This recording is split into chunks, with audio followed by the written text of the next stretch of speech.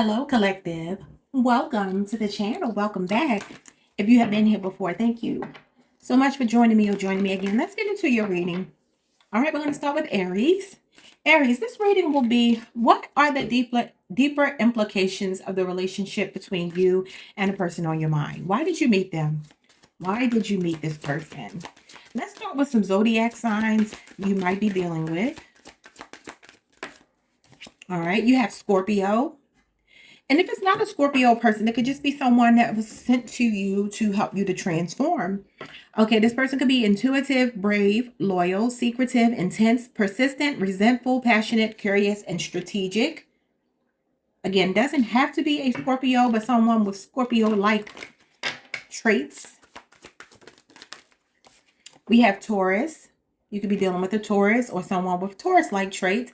The Bull. April 20th through May 20th. And Scorpio is October 23rd through November 21st. Okay. So you got a lot of fixed energy here. Could definitely be dealing with a stubborn person, but a very stable person at the same time. You know, something I've recently learned about Scorpios is when they commit, they commit. Okay. I'm not talking about distorted ones, but the high vibrational Scorpios, they really value their partner. Definitely wouldn't look another way if they have you on their arm. But this could also be somebody that's sent into your life to help you to be more stable with all this fixed energy here. Really supportive, really generous. A lot of common sense. And what else do we have? We have Capricorn. All right, the goat. All right, I hear that. December 22nd through January the 19th. What are Capricorns known for? They're hard workers. Bottom of the deck, your sister sign. Libra is here. September 23rd through October 22nd. Balanced, idealistic, indecisive, ambivalent, creative, witty, tactful, insecure, peacekeeper, and charming. Could be a very well-dressed person with all of this energy here. These three cards right here. Usually well-dressed people, well put together people. But this could be somebody that's coming into your life or has come into your life if you are already connected, to teach you some level of, I feel like, stability, balance. Balance is showing up here. Impartiality is showing up here. Maybe even romance. A deeper level of romance. Okay, let's see. Why did you meet this person? You have opposition. And that would be your opposite sign is Libra. And Libra is here. It says make compromises. Wow. Okay, so we're just going to get one card from each of these decks. Opposition. Let me just put this up here. Opposition. So usually our opposite signs show up in our lives to mirror the shadow aspects of ourselves. Simply because usually your opposite, well, all the time, your sister sign, your opposite sign is your, they're polar opposite of you, you know. They represent the polarizing energy that can create a lot of conflict, a lot of discord, or there's someone who shows up as a mirror. A real divine mirror is what I'm getting. Okay, what else? Why did you meet this person? What are the deeper implications of this relationship? Okay, y'all, give me a second.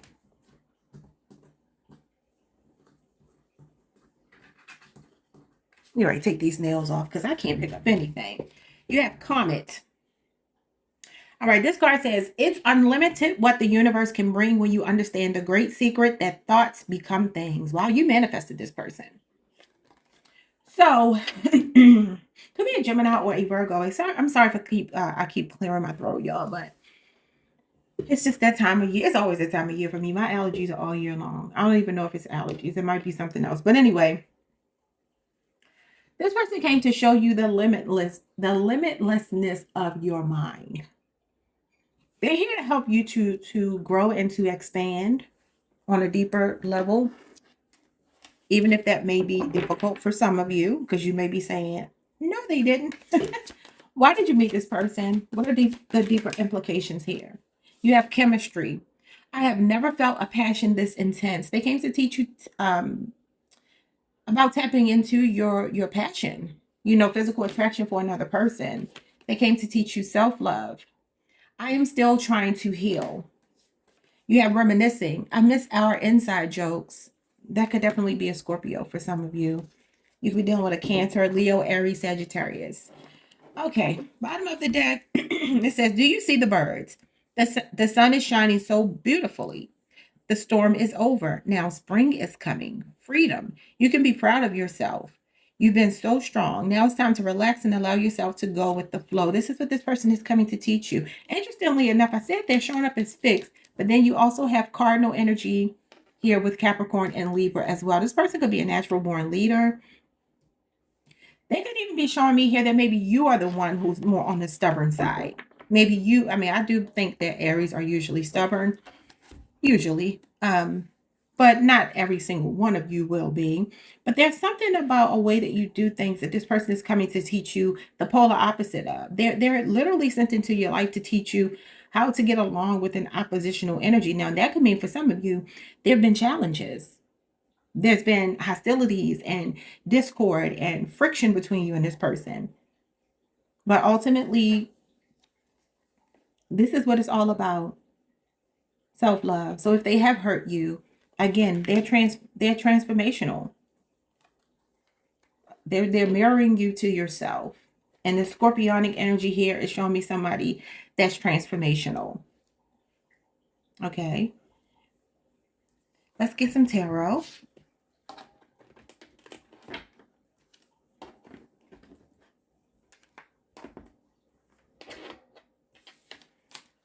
Let's see. What are the deeper implications to this relationship? 2 at a time. You got the Queen of Cups, that's self-love. And you have the Tower. Yeah. So they've come to teach you some emotional stability when you face difficulties and hard times. Aries, this is your card. Scorpio and Aries energy, Mars energy. That's very disruptive energy. It can represent aggressiveness, anger, you know, things falling apart, things destabilizing for you. But this Queen of Cups is all about emotional stability. And again, she does represent self-love. Very much self-care and self-love. So I will say, if this person has been disruptive to you, this is what doesn't kill you makes you stronger. And this means that this person came into your life to teach you how to endure storms and maintain your composure, to be emotionally mature, to not neglect or abandon yourself because something else around you is chaotic, whether that's their energy or anything else, finances, life in general. They came to teach you how to be stable. And it's funny because, again, they're showing up as a lot of fixed energy, which could be that this person is teaching you to stay stable in the middle of emotional crisis and things of that nature. I love it. So Scorpio, Aries, and Cancer energy. Give me a couple more. What are the deeper implications here? The Fool. Yeah, and this is about like spring. You could have met this person in the spring because the Fool does represent the spring equinox. And it does say the storm is over and now spring is coming. For a lot of you, maybe you've already been through your hardships. Maybe you finally have found the love of your life. You're with someone who is coming as you're transitioning from chaotic energy into a more emotionally stable energy, a more emotionally mature energy. And this is like a new beginning for you. But this is all about being carefree and being spontaneous and kind of like going with the flow, having a devil may care attitude. It represents the id part of our psychology. Okay, Aquarius energy. It's a rebellious energy, but it's a fun rebellious energy. It talks about being fearless, being brave, stepping into some uncharted territory. You have the Ten of Wands. I see a pattern here. I see very like, the Fool is kind of flippant. I won't say that that's like emotionally stable. It's not. But again, it's a devil may care attitude. And this Ten of Wands shows up usually when we're dealing with burdens and stress. And we're not delegating tasks. And we're not maybe willing to walk away from something that's draining us. And this Fool is definitely not going to stay in an environment like that. The Fool needs stimulation. The Fool needs to be creative. It needs to explore. Because this is about exploration. And I feel like for a lot of you, this person could be coming into your life or came into your life at a really tumultuous time for you. And it's something very transformational about the connection where it's about dropping burdens and learning how to to say no if you need to walk away if you need to, is what I'm getting. Sagittarius, Saturn. For a lot of you, when it comes to work, this person may be a catalyst. Like I said, Capricorn energy, the goat. This person could be self-employed. They could be a person who they're doing what they want to do professionally. If you haven't met them yet, because maybe you're looking for a future tense relationship, this is a person who's going to show you how not to burden yourself with unnecessary stress, how to let things roll off of your back. If they're already in your life, this is why they were put into your life. And part of it could be for some of you that they've been the burden. They've been the tower. They've been, the stressful one. And they've just kind of taught you to let things go. Give me two more. You have the Two of Wands, Aries, Mars energy. Could be a long distance relationship. Some of you, this is fairly new. And the Eight of Cups. Yeah, this is walking away. Out with the old and with the new. They're teaching you to abandon rigidity. Okay, Aries. Two of Wands is all about coming out of your comfort zone. Asking yourself if an environment or situation is something you want to keep investing in. Or, you're at that crossroads and you're asking yourself, do I want to try something new? And this person is walking away to try something new. Your person may be a breath of fresh air. Maybe they are completely opposite of anyone you've ever dealt with before. If this is a healthy, happy relationship. But if not, if there have been challenges between you two, they're teaching you to walk away. They're teaching you to know your value, know your worth, and not stay in situations that don't serve you. Bottom of the deck, the Temperance card. Peace and harmony. If the person is showing up as a very high vibrational person, could be a Sagittarius, they show up as an earth angel. This is really nice. This is, again, like a delicate balance. With the Nine of Pentacles at the bottom of the deck, Virgo, Venus energy. What I feel like is happening here, you're either in a relationship where you're truly interdependent, two people that really balance each other out, but don't need constant validation from each other, which is very important. That's one aspect of what I'm seeing here. The other aspect for a lot of you is that you have severed ties with someone. The person that you're watching is reading for. The Temperance card is a card that shows up as the calm after the storm. And the Nine of Pentacles is, I'm okay single. I'm okay being by myself. And another independent woman. Two independent women in a row. This is you, Aries. Aries, Mars energy. Queen of Wands is your energy. Self-sufficiency. Confidence. That's what I'm seeing here. So it shows up as possibly someone that may feel like a polar opposite. But you two actually are a lot alike, a lot more alike than you think. And maybe they pointed out some things in you that you know that you needed to heal with the Temperance card. And I feel like you're doing that. All right, y'all. That is what I have for you. Like, subscribe, hit the notification bell, hype the video if you can. And I will see you all the next time. Peace, Aries. Hey, Taurus Collective. What's up, ball game? Welcome to the channel. Welcome back. I hope you all are doing amazing. Let's pull some cards. What are the deeper implications of the relationship you're in with the person on your mind? Why did you meet this person? Let's start with possible zodiac signs or archetypes, or maybe these cards will clue me into why exactly you met this person. Okay, you have Leo energy. July 23rd through August 22nd. Vivacious, bold, generous, fun, expressive, faithful, possessive, creative, domineering, and entertaining. Now, Leos are childlike energy. They represent entertainment. They are considered the house of fun, fifth house energy. So it feels to me that you may have met this person as a catalyst to let your hair down a little bit more. I'm getting that a lot in your readings between both of my channels. You have Cancer. All right. June 21st through July 22nd. Intuitive, sensitive, loyal, enigmatic, defensive, charming, nostalgic, moody, nurturer, and resilient. You could be dealing with a Leo or a Cancer, or maybe a fire or a water sign. It'll come into your life to teach you to be softer, more empathy, more compassion, more forgiveness, more understanding. As you all know, people say Taurus holds grudges. We do. We can. And I think that's whether you're a high vibrational or low vibrational Taurus. It's just because it's a principle thing for us. It's not really about an ego thing as much as it's a principle thing for us. We're stubborn usually because we believe something so strongly that we're not willing to change our minds on it.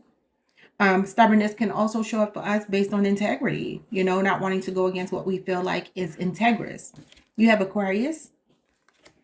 January 20th through February 18th. Assertive, idealistic, original, visionary, intelligent, unpredictable, innovative, and humanitarian, creative, and independent. Bottom of the deck, you have Virgo. August 23rd through September 22nd. Conscientious, perfectionist, detailed, helpful, poised, reliable, kind, observant, practical, and independent. Now, I will say for a lot of you, if you are dealing with if you're dealing with a Cancer or a Virgo person, there's a level of comfort that you feel with this person. And this is probably why you chose them, because you feel comfortable. You feel like you can rely on this person. You feel like they're emotionally available to you. They could be the softer companion of the two of you. They could also be a person who is sent to get you to look at things from a different perspective. Virgos are ruled by Mercury, very intelligent, but analytical. Yes, they can be stubborn too, because they can be, anal retentive. But I feel like this person is they came to challenge you intellectually in the sweetest way possible, if that makes sense. Let's see. What are the deeper implications here? I'm seeing a little more free-spirited energy. You have stellium. Stop obsessing. Wow. So what would be an obsessive stellium? Maybe a Gemini. Maybe an air sign. Some of you could be overthinkers. Okay. So you can have a Libra, Aquarius, or Gemini stellium in your chart. Especially Gemini. Speaking of Mercury. So this person came to teach you, like I said, they came to challenge you intellectually, but like I said, in the best possible way. There's something very emotionally grounded about your person, where it feels like they mean well, like their intentions are really pure. I feel like you have a big-hearted person in your life. And it feels like I'm here to challenge Taurus's belief systems about some things, to get you to be a little softer. And that just means, I don't mean to say like if you're a woman, you're masculine. I don't mean it that way. But softer in your approach to something. Maybe life in general. Give me another card here. What are the deeper implications? To let go. Look at that butterfly. It could be a Scorpio person. Make room for the new beginning on its way to you now. For a lot of you, you haven't even met this person yet. It could be somebody coming into your life rather quickly. Could be a Scorpio person. They're transformative. Same energy I got for Aries before you. Transformational energy. Could be a Libra, Scorpio, or an Aquarius person.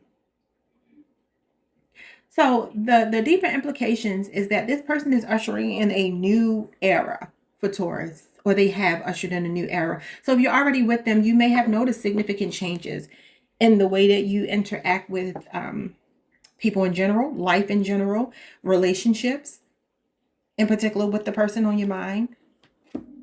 Let's get some more cards here. 4 cards from this deck. What are the different implications? It's given, have fun, be lighthearted, be spontaneous, change your perspective on some things. We have regret. I wish this never happened. So the deeper implications towards, I feel like for you, this person is teaching you not to hold on to things. Regret, overthinking, people, stuff. It could just be hoarding things. It doesn't have to be necessarily people. It could be emotions. You have engagement ring. There's a higher level of commitment, eternity, partnership, union, and completion. Some of you are engaged or married to this person, or they came into your life to be your forever person. That's the deeper implication here, is that this is a lifelong commitment. 2 more. You have conversation. I want to call you and hear your voice. That could be why I was speaking about that Mercury energy. You could be dealing with a Gemini, a Virgo, a Libra, and Aquarius. It feels like this person is showing up right under the Aquarius card. This person wants you to know that they like your conversation. So I feel like what they came to teach you was to maybe be a little bit more expressive, to not feel like you had to hide your feelings, to be a soft place for you to land, you know, a shoulder for you to cry on if necessary, or just someone that you can vent to this person. They want you to be completely honest with them with this assertive Aquarius energy that I'm clarifying here. They want you to be more playful, more fun, because the Leo card, again, fifth house energy with regret, is giving me they want you to let go of some things that could be stifling your growth or your happiness. You know, Leo, fire signs show up as catalysts, soulmates in our lives. They come to elevate us out of our comfort zone. Okay, give me one more. What is the deeper implications? Is hammer, sabotage and rebuild, persistent, working on it and repairing. Falling right under the Virgo card. You could not have picked, I mean, a better card couldn't have come out, because this is definitely giving me Eight of Pentacles. How that man is sitting there on the card working. He's a blacksmith, working with his hammer, finishing what he started. Okay, like I said, could be a strong Virgo in your energy. This is about routine. This is about being a diligent, reliable person. I feel like this is maybe somebody that came into your life to show you that they're not going to give up on a connection. Even when you two fall out, they're saying, okay, it doesn't have to be the end of the world. We can continue to work on this. It's fixable.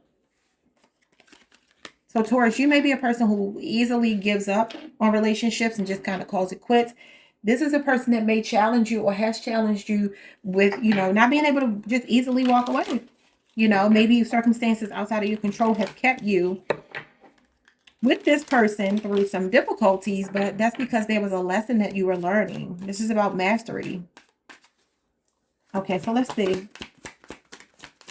You got the High Priestess. Oh, you got the High Priestess, Cancer, Pisces energy with the Five of Swords. I feel like this is a person who's coming to teach you. Like I said, they're challenging your thought process here. I can't talk, Lord. There are some subconscious, long-held beliefs that they're saying that you need to let go of. For some of you, this is maybe you beating yourself up. This is self-sabotage. And you have self-sabotage on the table and rebuild. And I feel like this is a person that wants you to trust that you know how to turn situations around and you don't have to stay stuck. Mistakes are not the end of the world is kind of what I'm hearing from this Aquarius Venus energy. Again, when it comes to your relationships, you may be an all or nothing kind of person. And I feel like this person is like, well, you know, we have a really spiritual connection. This is not a fly by night kind of thing. You know, you and I are meant to weather some storms together. But it's all about learning how to fight fair. I told you all in one of my recent readings on this channel or my other channel, I'm not sure, that, you know, you could be meeting someone, or maybe you're already with them, who does not respond well. I won't say well, who they don't respond to rage bait. They may be a person who really keeps their composure and they know how to bite their tongue and stay real centered, even though you may lose your cool. So if you're a person who flies off the handle sometime, Taurus, if you may lose your cool, this is a person that's maybe the polar opposite of you. And again, they're challenging your beliefs. This is the deeper implications, y'all. They're challenging your belief system or your ways of being that may be a bit, you know, make you a saboteur is kind of what I'm getting. This person is meant to get you to look a lot deeper with this High Priestess, to close your eyes and go within and say, okay, why do I lose my cool? You know, why do I feel stubborn? Maybe for some of you, like I said, you end things, you maybe give the silent treatment. This silent treatment is mind games. It's a whole host of things. And it says, I want to call you and hear your voice. I also feel like for a lot of you, learning how to say I'm sorry is significant. Like a person that may be saying, okay, when you wrong me, it would be nice if you pick up the phone and call me instead of waiting for me to call you. Something like that is significant here. What else? You got the Three of Pentacles and the Nine of Pentacles. And I hear this person saying, listen, what is that saying, y'all? It's a meaning board or something like that. And it says, oh my God. Wait a minute, I got to get my thoughts together to think about what it says. This could be a 3 or 9 year relationship or age difference, Capricorn Mars and Virgo Venus. You know, Taurus, I feel like this is a person that sees you as someone who tries to handle a lot on your own.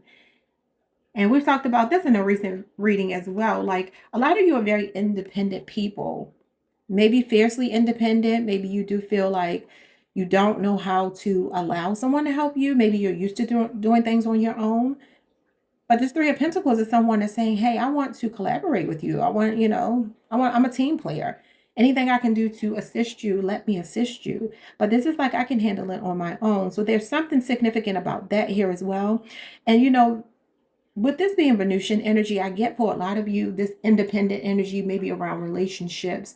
Some of you could be empty nesters, you could be single men or women, and maybe you don't have children, you live alone, something like that, or your children are all grown and moved out of your house. And it just feels to me like you might be a person who doesn't really know how to lean on someone else. Maybe out of like survival, you didn't train yourself to be that way. This is a person that's saying, I want to collaborate with you. I'm your partner. Don't feel like you have to handle things on your own. So that will be something significant about this connection, or it is something significant about the connection. What are the deeper implications here? Yes, the Ten of Cups with the Four of Cups. Interesting. With the Three of Wands here, Aries energy and the Nine of Swords. Taurus, there's something about you growing and expanding as a result of being with this person. Yeah, some of you definitely are overthinkers, though. It says stop obsessing. And this is somebody that's not coping with something very well. There's a lack of coping mechanism. Sometimes this represents like a bit of struggles with your mental health. It also talks about being triggered and traumatized. And like I said, your trauma responses might be that you tend to turn and walk away. You turn your back. I'm done with this. I'll look elsewhere for love. For some of you, that's something that's showing up here. And the deeper implication is that this person is saying, look, it's not the end of the world because we have a fight.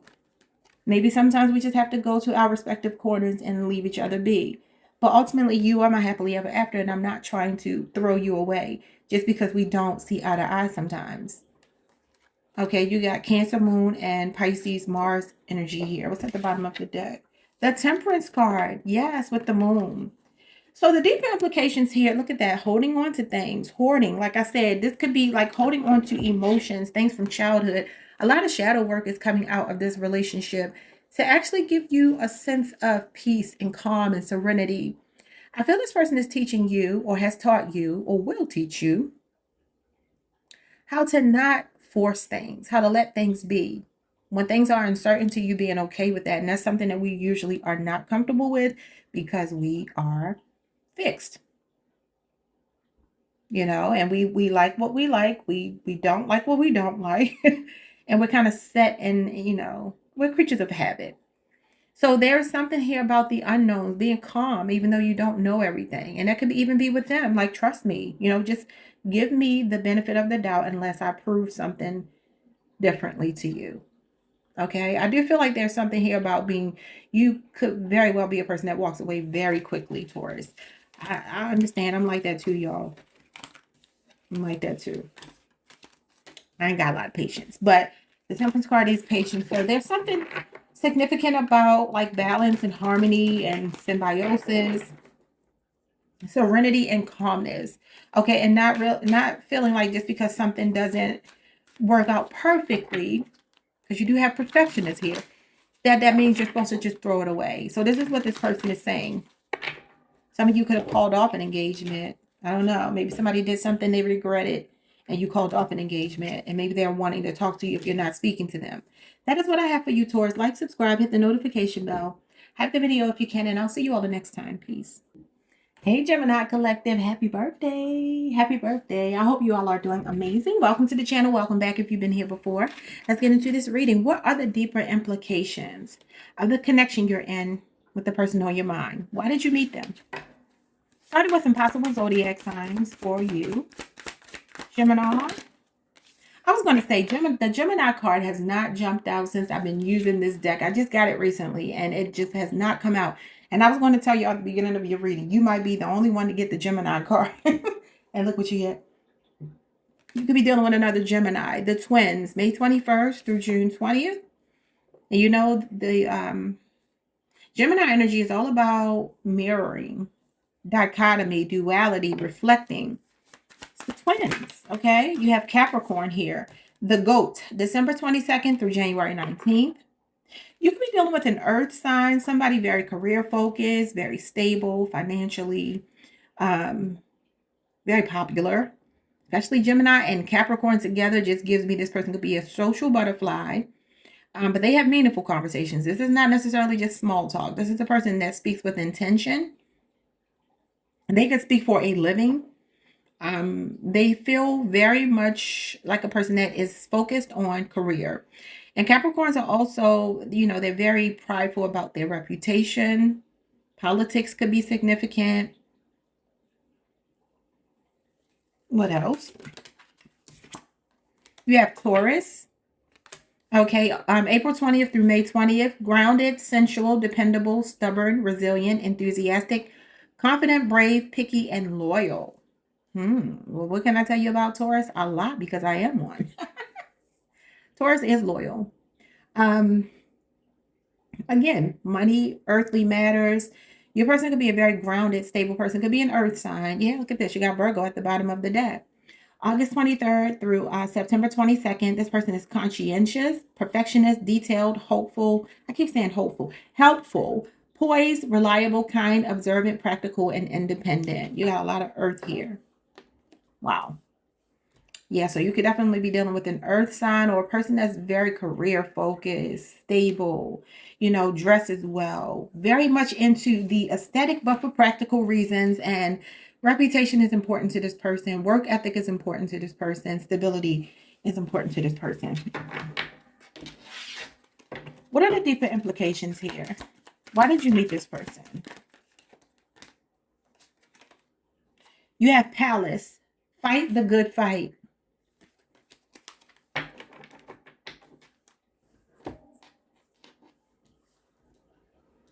And I know that's connected to the Palace Athena. But of course, I don't remember all the details of the Palace Athena, so I'm not going to get my phone to look it up. I just kind of got to move through these readings today. But fighting the good fight is kind of giving me the same thing I just told Taurus. Look at this, the earth. Are y'all dealing with an earth sign? It's also giving me, though, Chiron. It's giving me Sagittarius, the Nine of Wands, Sagittarius moon energy. It's like what I told them. It's about not giving up on love at the first sight of trouble. Okay, maybe for some of you, just like I told Taurus, you could be a person who easily walks away when you feel like there's some BS going on. And I'm not shaming y'all because I'm the same way. But you might be a person who doesn't have a lot of tolerance, and maybe, like I told them, it could be a situation you're in where you feel like it's not easy to walk away. The deeper implications, if that's your situation, is that it's teaching you that you can't always run away from problems, even if it's warranted that you want to walk away. Sometimes things are work outable. Let's see. Why did you meet this person? Could also just be a person that's coming to teach you your own strength if you don't know your own strength. A reinforcement for you. To teach you how to stand up, not give up, not quit. Just in general. This person can have a really strong fighting spirit. What else you got here? You have the crown chakra. I love it. Crossing the boundaries of the material world. All this material energy here. Invite the wisdom of universal consciousness and embrace your role as a channel of divine light and love. So, the crown chakra is a chakra that represents interconnectedness. This is where you stop seeing yourself as independent. You start seeing yourself as a part of a collective. So maybe for some of you, this person is just coming into your life to teach you what it looks like to actually have partnership with someone that you can rely on, where your ecosystem, that you two are creating or have created or will create, is something that you can feel comfortable in. You can relax in it. You don't have to be on the defense. Something like that is significant. But the crown chakra is all about understanding, empathy, oneness with everyone around you, everything around you. The creator is where you step into your Godhead. Literally, it's a Kundalini awakening. Okay. All right, y'all. Let's get some of these cards. 4 cards from this deck. What are the deeper implications of this connection with Gemini and the person on their mind? Self-indulgence, Self-worth and value. Time to heal. Shadow work and self-appreciation. Wow. You know, it's just like what I just said here with the crown chakra. I feel like for a lot of you, Gemini, this person you're dealing with, or maybe this is somebody new that's going to come into your life, I'm not sure. Somebody that you're dealing with wants you to realize that you should not have to be in a relationship. I'm sorry. You shouldn't have to be in a relationship with someone and still feel single. So what does it feel like to be with Gemini and make Gemini feel supported and make Gemini feel, you know what, I can actually just exist. I don't have to do anything for this person as much as, you know, I do things for them. I want to do things for them, but I don't have to because they're always doing for me. I feel like a lot of you have been doing a lot of shadow work. This relationship could have come after you doing that. If this is somebody that you're with and maybe they're not treating you well, the message here is that they're mirroring some aspect of yourself with the Gemini, the twins. They're mirroring an aspect of yourself that could show up like this. And this is going to sound counterintuitive. But let's say you're dealing with a person that needs to do shadow work. Let's say you're dealing with a person who is self-indulgent. Maybe they're selfish. Maybe they're inconsiderate. Things of that nature. This is a weird way this can show up for those of us who don't act like that. Is because we're so far the opposite way that we attract people who don't have any choice but to be the extreme in the opposite direction, right? So you may be a very generous person, a very giving, attentive person, considerate person, all of these things. And then you meet someone and you're like, well, how could they be mirroring something to me that I don't even do? Well, because if you're doing it to the extreme, like if you're a person who goes above and beyond for your lover, for people in general, then quite naturally, this is just how nature is. I don't know why it's like this, but you'll attract people who will be demanding of more of that energy from you than they will reciprocating. I feel like either it's that somebody is showing you that they will reciprocate, or you're dealing with somebody that's showing you maybe the lack of putting yourself, you know, on the top of the list of your priorities. They're mirroring that to you. That's kind of what I feel. Could be a twin flame. What's going on here with the deeper implication? Why did you meet this person? I'm hoping that you all are dealing with someone who's actually making you feel supported, who's making you feel like you two are a united front.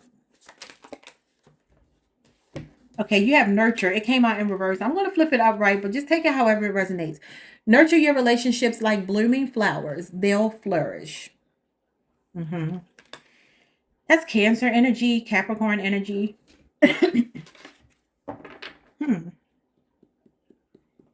Showing up under Capricorn, which obviously Queen of Pentacles is Capricorn. She's a nurturer. I feel like a lot of you, it's giving me that somebody wants to either cater to you, or it's been your incessant, I'm going to use the word incessant. It's been your incessant catering to this person, being there for this person, that has actually made them neglect you. Because like I said, the nurture card came out in reverse. So I feel like I'm talking to two groups of Geminis. Of course, you all will split down the middle because you're all the twins, right? So for some of you, you're being treated well, and somebody is just showing you what it feels like to get reciprocity. Others of you, there's a lack of reciprocity. You could be dealing with a Cancer or a Capricorn. And there's this feeling of like, why is it that I can't find partnership that mirrors what I give? And the saying goes, it's not what you give, it's who you are. So they're not going to mirror a distorted person anyway. They won't mirror the high vibrational side of you being a giver, generous, and all of those things. They will mirror the darker side. That's why you have shadow work here, because they're coming to push you out of that, to learn to receive as much as you give. Maybe even a little bit more initially. Receive more than you give. Yeah, look at this, a healing heart. Healing heartbreak, toxicity, or addiction in abusive relationship. Well, so like I said, some of you are in maybe a toxic or abusive relationship, emotionally abusive. And there's an energy here of this person teaching you everything that you don't want. Teaching you that no matter how much you fight the good fight, that, you know, people are who they are. And it's about inner work more than anything else. There could be somebody here dealing with addiction. Okay, this could also be some level of codependency. I feel like, you know, this falling under Taurus. Taurus is the second house. Taurus represents value, earthly value, monetary value, quality. Um, it gives me, for a lot of you, there's a feeling of either never having a relationship, or maybe the relationship you've been in recently or are now, you feel like you just haven't been able to just kind of let your hair down and breathe and just feel comfortable that you have somebody that has your back. Now, it's either that or you're dealing with someone who's saying, okay, that's what you're used to, but I'm here to heal you. All right, Stephon Diggs. All right, let's see what else.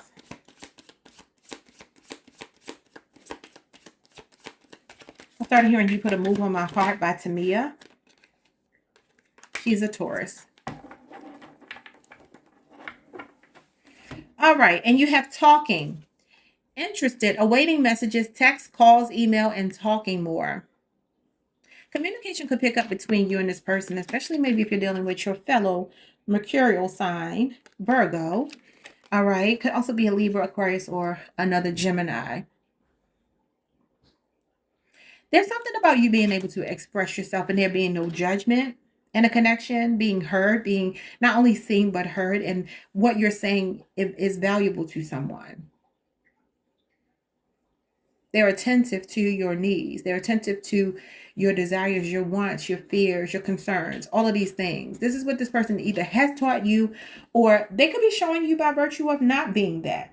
Okay, this is what I want in my next partnership. I need somebody who's interested in what I have to say. I need somebody who's attentive to my conversation, somebody that engages with me in a way that makes me feel heard and seen.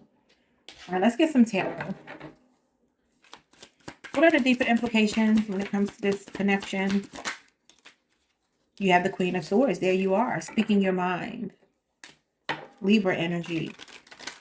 Somebody that won't cross your boundary. Somebody that respects, or for some of you, this is somebody that has made you get a thicker skin and create stronger boundaries, non-negotiables, knowing what you're not willing to accept anymore, like I said. What's the Queen of Swords? Being very candid, very blunt. The Five of Swords. Yeah, it feels to me like for a lot of you, there could be some kind of abusive or toxic relationship here. This is you speaking your mind. This is you cutting your losses, if that's indeed the case. If that's not the case, I feel like this person is going back to what I said before about fighting a good fight. It's about fighting fair, though. Impartiality. Hearing each other out, seeing both sides of the situation, and not just looking at things from your own perspective, but being objective, being a critical thinker, taking constructive criticism, not having meltdowns and losing it just because you two disagree. So maybe that's something that you two go through. You could be two strong-willed air signs, you know, or like I said, you could be dealing with a Virgo. And there's clashes sometimes where there's drama, there's verbal sparring, there's this energy of like one person has to get the last word and then the other person comes back, and it's just a back and forth, a tit for tat kind of energy. Queen of Swords is some level of maturity with that. Learning how to have direct communication, candid communication without fighting words. Okay, something's in reverse here. The Ace of Pentacles in reverse, Taurus, Virgo, Capricorn. For a lot of you, your person is financially stable and they're helping you to better your finances. If you've been struggling with money. And then the King of Swords. Wow, you got a true pair on the table. Aquarius energy, Aquarius Mercury. Yeah, they show up as somebody that is very serious about their finances. Maybe coming to bring a little more structure into your life, Gemini, if you are, I don't know, maybe you... Maybe you're not really good with money. Let's just say that's what it is. If it's not, it could be them that's not good with money if it's not you. And you could be the voice of reason. You could be the logical one with the practical approach to how to handle things around the home. So I feel like what they lack is either that one of you, I don't know which one, somebody here lacks the emotional intelligence to argue without hitting below the belt. That's one thing I see. And it's like, okay, we need to be grown-ups. We need to say it without chest, but not to the point where it stabs the other person in the chest, you know? And then this Ace of Pentacles in reverse, it does give me that there's something a little bit destabilized around someone's finances, work, or something like that. And then the other person shows up as somebody that may be very serious and has their stuff together, a lot of structure, more disciplined, more focused. So again, whatever one lacks, the other one comes in and stabilizes. Two more. Why did you meet this person? The Six of Swords. I just heard let bygones be bygones. That's Aquarius. Aquarius Mercury. So 2 cards of Aquarius Mercury here. And you have the King of Cups reversed. Scorpio moon. Could be a water sign. Cancer, Pisces, Scorpio. This is about letting bygones be bygones. Like I said, the King of Cups, he holds grudges. And I heard that so clearly. Both of these are spirit guides. This is quite interesting. Something could have been off with the timing between you and this person, either initially, or it could be something happening right now. Or if you don't know this person, it could be a person coming towards you and it feels so perfect, but there's just something off with the timing that makes one or both of you not emotionally invest in the connection if it hasn't already played out. And again, this is falling right on top of the toxicity and addiction. And the King of Cups is toxicity and addiction and reverse. For a lot of you, though, healing heartbreak could be that this person cheated. He's also a cheating spouse, a cheating husband, usually, but could just be a spouse. Could be also someone is trying to move away from someone else, maybe a water sign. They're trying to move away from them, and maybe they are still healing, and this person is just not completely ready to open themselves up to love again. Yeah, there you go. 3 of Swords at the bottom of the deck. That's divorce and separation. And the Page of Swords. Wow. I do see a lot here about rage baiting, like not giving into rage baiting, even when someone is harsh with their words, something like that. Here's a defensive card. Yeah, like standing your ground. So you and your partner could both be really stubborn when it comes to, I feel like, words, communication, the way that you all talk to each other. Or maybe who's going to cave first? Who's going to be the one to tuck their tail and pick up the phone and text or call and initiate communication? Because I feel like that's a strong message here for some of you. That may sound trivial. It's not trivial. It's about choosing when to picking your battles, choosing your battles wisely. You know, 5 of Swords can sometimes be where we're self-sabotaging because we just want to win at all costs. And it says fighting a good fight, but I feel like this is a war of words that I'm seeing on the table. That's what I'm seeing, y'all. Like, subscribe, hit the notification bell. Hype the video if you can, and I will see you all the next time. You got a lot of Aquarius energy on the table. You got the star here. Your hope and optimism are a powerful love magnet for you right now. So maybe you're single right now, but you're magnetizing love. But again, there's going to be something significant about communication style, because you two may be very similar in the way you communicate. Very sharp-tongued people, King and Queen of Swords. I mean, they are a match for each other, but when you think about them, these are intellectual sparring partners. You know, these are two witty people, two intellectual people. It's air, you know, so that could definitely be something that you could have a meeting of the minds. Don't get me wrong. You have the Page of Swords, the King of Swords, the Queen of Swords. That's a meeting of the mind. So there's intellectual stimulation here. But the only thing is, what happens when there is a disagreement? Do you know how to agree to disagree? Do you know how to let go of things and not hold grudges? Something like that is significant to somebody here. All right, y'all. Like, subscribe, hit the notification bell. Hype the video if you can, and I'll see you all next time. Peace. Hey, Cancer Collective. What's up, y'all? Welcome to the channel. Welcome back. I hope you all are doing well. Let's pull some cards and see what you need to hear today. All right, y'all. We're going to be looking at the deeper implications of the connection, the relationship you're in with the person on your mind. Why did you meet this person? What is the more spiritual reason of why you met this person? Starting with some possible signs for you. All right. We have Aries, the Ram. March 21st through April the 19th. You have Taurus. April 20th through May 20th. Maybe some of you recently met this person.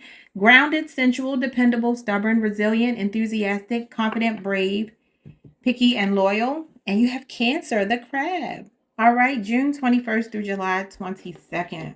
So you got fire, earth, and water. It's clear to me that there's something that feels very serious about this connection. Maybe even marriage for a lot of you. But with this Taurus and this Cancer energy, I'm getting stability. Stability is very important. Grounding a connection, something feeling like home. Okay, you can feel like this person is a part of your soul tribe. There's a sense of belonging between the two of you. Why did you meet this person?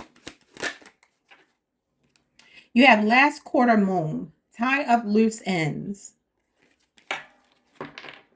I don't think I brought the book in here with me, did I? Nope. Okay, last quarter moon, tie up loose ends. When I think of loose ends, I think of the world card. For some of you, there's some unfinished business between you and this person. I'm going to see in a minute what I get from that, because I'm getting messages, but they're not clear. Okay, why did you meet this person? You have Taurus again. Your perseverance can move mountains over time, but remember that bending with the winds of change doesn't weaken your strength. Interesting. So that talks about being more flexible. Taurus is not flexible, but it's the same. Bending with the winds of change doesn't weaken your strength. So Cancer, there feels like somebody here that a lot of you may not even be talking to right now, that may want to actually heal a connection with you. They could be feeling like it could be hard to get through to you, or they could be saying that they've been that way. Take it how it resonates. But this is about flexibility and being adaptable and changeable, not locked into a certain way of existing. I also feel like for a lot of you, there is unfinished business between you and this person. And the thing is, maybe you were trying to force something. Maybe you were trying to make something happen. And the deeper implications is that it didn't happen because maybe, I don't know, maybe they had loose ends, or maybe you had loose ends. Maybe somebody was still holding on to something, or if you're still holding on to, this person is telling you to kind of let go. And if it's meant to come back around, it's going to come back around, because I feel like it's not done. All right, Spirit, show me what I need to see here. 4 cards for Cancer.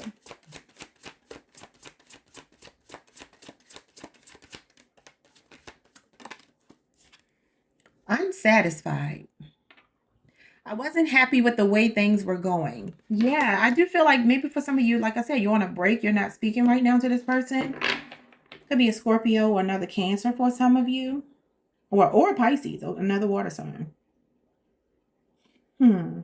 Maybe you two broke up in Aries season. Is falling under the Aries card. Okay, give me more.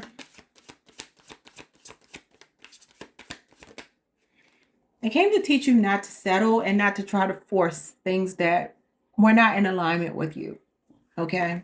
You have overwhelmed. The stress from this is draining me. Wow. Yeah. Okay. So I'm paying attention to this man holding his head, holding his neck, and it gives me that his body is kind of keeping score of his stress. You know, that's like the 10 of Wands. Somebody could have a Sagittarius Saturn placement. For a lot of you, this just became a one-sided connection, or it feels like a one-sided connection right now, where you feel like you're doing all of the heavy lifting, the lion's share of the work. And it could be the strong energy of being like, I don't feel like I'm getting a return on my investment. I don't feel like it's been worth it. I feel like I'm walking away empty-handed, or I walked away empty-handed if it already has ended. And I do feel like what this is saying here is that, you got Taurus on the table twice, and Taurus is fixed. And you got this energy of being changeable and adaptable like the wind, like an air sign. So I do feel like for a lot of you, this has to do with your thought process around a connection, where you're starting to realize that you were not really losing anything by letting the version of this person that you've been getting go. Okay. Give me more.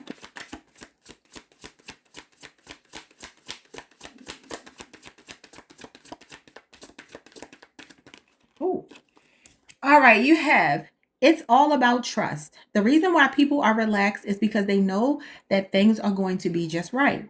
No matter what happens, trust the future. Trust the process, trust others, trust yourself and your abilities. There is no need to worry. The universe has got your back. Yeah, and I do feel like the universe has got your back. Like I said, I'm getting a world card from the tying up loose ends, because that is the world card. It's the world card in reverse. And listen, it says, it is so sad to love a soul and maybe never know how they truly feel about you. It's not tragic to love and not be loved back. It's tragic when true love is being silenced. And I really do feel someone here. What is this next card? He's asking himself why it isn't over yet. I told you it's unfinished business. He's holding on to it just as much as you are. It's your choice whether you want to let go now. So you actually have the power here. And you know where your power is in letting go and accepting what is, being open to being without this person, possibly being with someone else, And I do feel like there's unfinished business. Sometimes people have, listen, I've been in a situation before. Sometimes people got to lose you.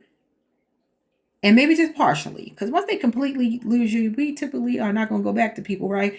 But I feel like there's something here about letting somebody temporarily fill that void. Let them feel it. All right, let's see. So the universe knows exactly what it's doing. And it's saying here, maybe for some of you, this is about learning how to feel whole by yourself. Yeah. I'm sorry, y'all. Let me get my phone off the floor. I think it's official. I'm going back to my regular nails because I can't do anything. And these nails are not even long. So you have the Tower here, Scorpio, Aries energy. And you have the Ten of Cups, Pisces, Mars energy. So Mars twice. Look at you, Cancer. The initials B or J could be significant. Cancer, Pisces energy. So it does feel like there's a disruptive energy. You started with Aries. This is co-ruled by Aries and Scorpio. And this is like a disruptive, unhappy situation that used to be happy at some point. Or it's the feeling of like, I know that this is my person. And I know that we could be, happy. This is nuclear family energy. Some of you have children with this person. You're already married to them. You're living together, whatever. But maybe somebody recently moved out, got put out, chose to leave, whatever. But the Tower here, that's definitely a disruptive energy. I feel like also I could be seeing something here about family patterns that need to be interrupted, and the universe is stepping in. It's saying that something wasn't built on a solid foundation. So I feel like the deeper implications here have to do with that storm, but then the rainbow comes out after the storm. So there's an energy here of this actually ending better than you think it's going to end for some of you.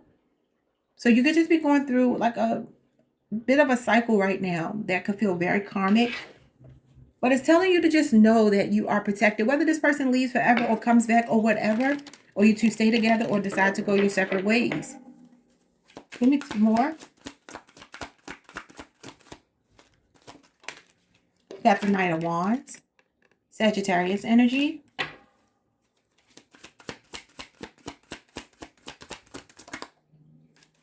The deeper implications, the Queen of Pentacles.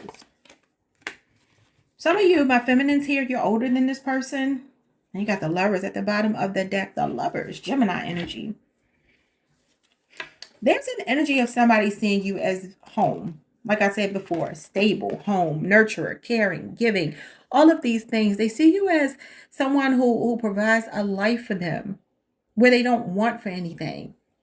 But they're the Knight of Wands. The Queen of Pentacles is not a match for the Knight of Wands. Well, the Knight of Wands is not a match for the Queen of Pentacles, shall I say. I'll put it that way. Yeah, and so for some of you, this person is maybe still in an energy where they're enjoying being single and kind of doing whatever it is that they want to do. And it feels like you want stable commitment, connection. And they're not there yet. It could be an age thing. It could be an age difference, or it could just be that you both are still in your prime. And, the interesting thing is the Queen of Pentacles she can be 30 years old on the younger side. She can go up from there to, 100. But this is usually somebody 30 years of age. Fresh kind of out of their prime, 35, 40, something like that. And this person is still like 20 to 35 here. These are people cards. So for a lot of you, the stress from this person being non-committal, maybe just being very flirty with you, flirtatious and sexual and all of those things. And you're like, no, I'm ready for home. Like I said here, stability and home is important to Cancer. And this person feels a little bit more destabilized, or a little less stable, shall I say. Give me two more. You have the Eight of Pentacles, and you have Three of Swords, and the Seven of Swords at the bottom of the deck. Trust has been broken between a lot of you and your partner. Could be dealing with a Virgo. You got Libra, Saturn, and you have Aquarius moon. Yeah, could be some kind of third-party situation, especially because the Lovers was originally at the bottom of the deck, which can be a choice between multiple people. But that could be that a person is trying to maintain a lifestyle that's not conducive to a healthy, stable relationship. This could also represent divorce, separation, heartbreak, betrayal. Some of you work with this person. Maybe you've been together for 8 years, or 8-year age difference could be significant as well. I feel like Cancer, you know, bottom line is I'm seeing something here about you understanding that you are actually the prize in the situation. And y'all know I don't stroke people's ego on my channel. That's what the cards are telling me. I feel like that's what it's saying. You're actually the prize here. I feel like your person is not as, they're just not as stable as you, whether that be emotionally, financially, or otherwise. So the thing here is to get control over your emotions is what I'm saying. And allow yourself to keep moving forward and don't miss a beat. Maybe a little more focus on your business or your career. And kind of like put this in the back burner, on the back burner, not to say that you're not going to feel your emotions. We're human. We're going to feel our emotions. But it's about feeling them with purpose is what I'm getting. Like, okay, what did it teach me? This is about learning. So what did it teach me? What did the heartbreak teach me? What did the betrayal teach me? What did the third party situation possibly teach me? And I also feel like this is a card of patience and diligently working on something. And remember, I said unfinished business. This card in reverse can represent unfinished business as well, but it's in the upright. So for a lot of you, there could be a brief separation between you and another person, and maybe you two will finish what you two started. So it represents a work in progress. So that is what I have for you. I hope that made sense. Like, subscribe, hit the notification bell. Let's just see. I want to just check something really quick before I let y'all go. If this person and Cancer are meant to be, Spirit, I know that you're saying trust the process, but what's the timeline possibly of this coming back around? Oh, the Lovers. So this is somebody seeing you as their ultimate choice. Could be a Gemini, soulmate energy, twin flame energy, a match made in heaven. The Knight of Pentacles. It's going to be slowly but surely. The Knight of Pentacles always gets to his destination. Virgo energy could also be a Taurus or a Capricorn. And this shows me somebody that's like, okay, I'm going to choose you. And it's like what I always get for y'all. Eventually. They're very slow moving with the Knight of Pentacles. Like, I gotta be sure, I gotta be sure, I gotta be sure. Very meticulous, methodical. There's a method to this person's madness. You got the Queen of Cups. That's you, Cancer. They're telling me that they love you. They care for you. And I also see you loving and caring for them. And you have the High Priestess. So it feels like kind of like one of these things that'll be demystified over time. Yeah. There's some other options they have to let go of. This could be the loose ends that they need to cut. Dating other people. Plan the field. And the Queen of Pentacles shows up again. Capricorn energy, your sister sign. Okay, y'all. Like, subscribe, hit the notification bell. Timeline is showing me years. Just being honest with y'all. It's slow. Okay. I will see you all the next time. Hype the video if you can. Peace. Hey, Leo Collective. What's up, y'all? Welcome to the channel. Welcome back. I hope you all are doing well. Let's pull some cards and see what you need to hear today. All right, y'all. So we are looking at what are the deeper implications regarding the relationship you're in with the person on your mind. Okay, why did you meet this person? The more spiritual reason why you met them. Let's start with some signs. You could be dealing with a Sagittarius. All right, November 22nd through December 21st. Adventurous, compassionate, assertive, erratic, optimistic, energetic, funny, impatient, passionate, and nurturing. And I'm getting right off the bat to expect the unexpected. You know, you are one of my fellow fixed signs, and this person is not fixed. They're showing up as someone that is immutable energy, whether they are a Sagittarius or not. There could be something about the connection where they were not willing to say, like, put a name on it. Give it a title. Like, we're boyfriend and girlfriend. You know, we're dating exclusively. It gives that this person may have been a bit of a runner or a player. So maybe giving up control. You got Capricorn. December 22nd through January the 19th. Ambitious, disciplined, hardworking, serious, organized, practical, authentic, pessimistic, structured, and responsible. Give me one more. You have Aries, the Ram.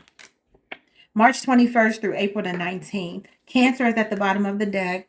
June 21st through July 21st. July 22nd. Intuitive, sensitive, loyal, enigmatic, defensive, charming, nostalgic, moody, nurturer, and resilient. You got fire, earth, and water here.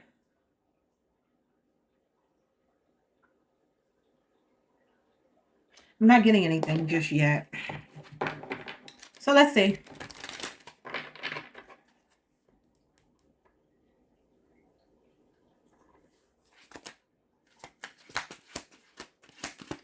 Why did you meet this person? What are the deeper implications of this connection with the person on Leo's mind?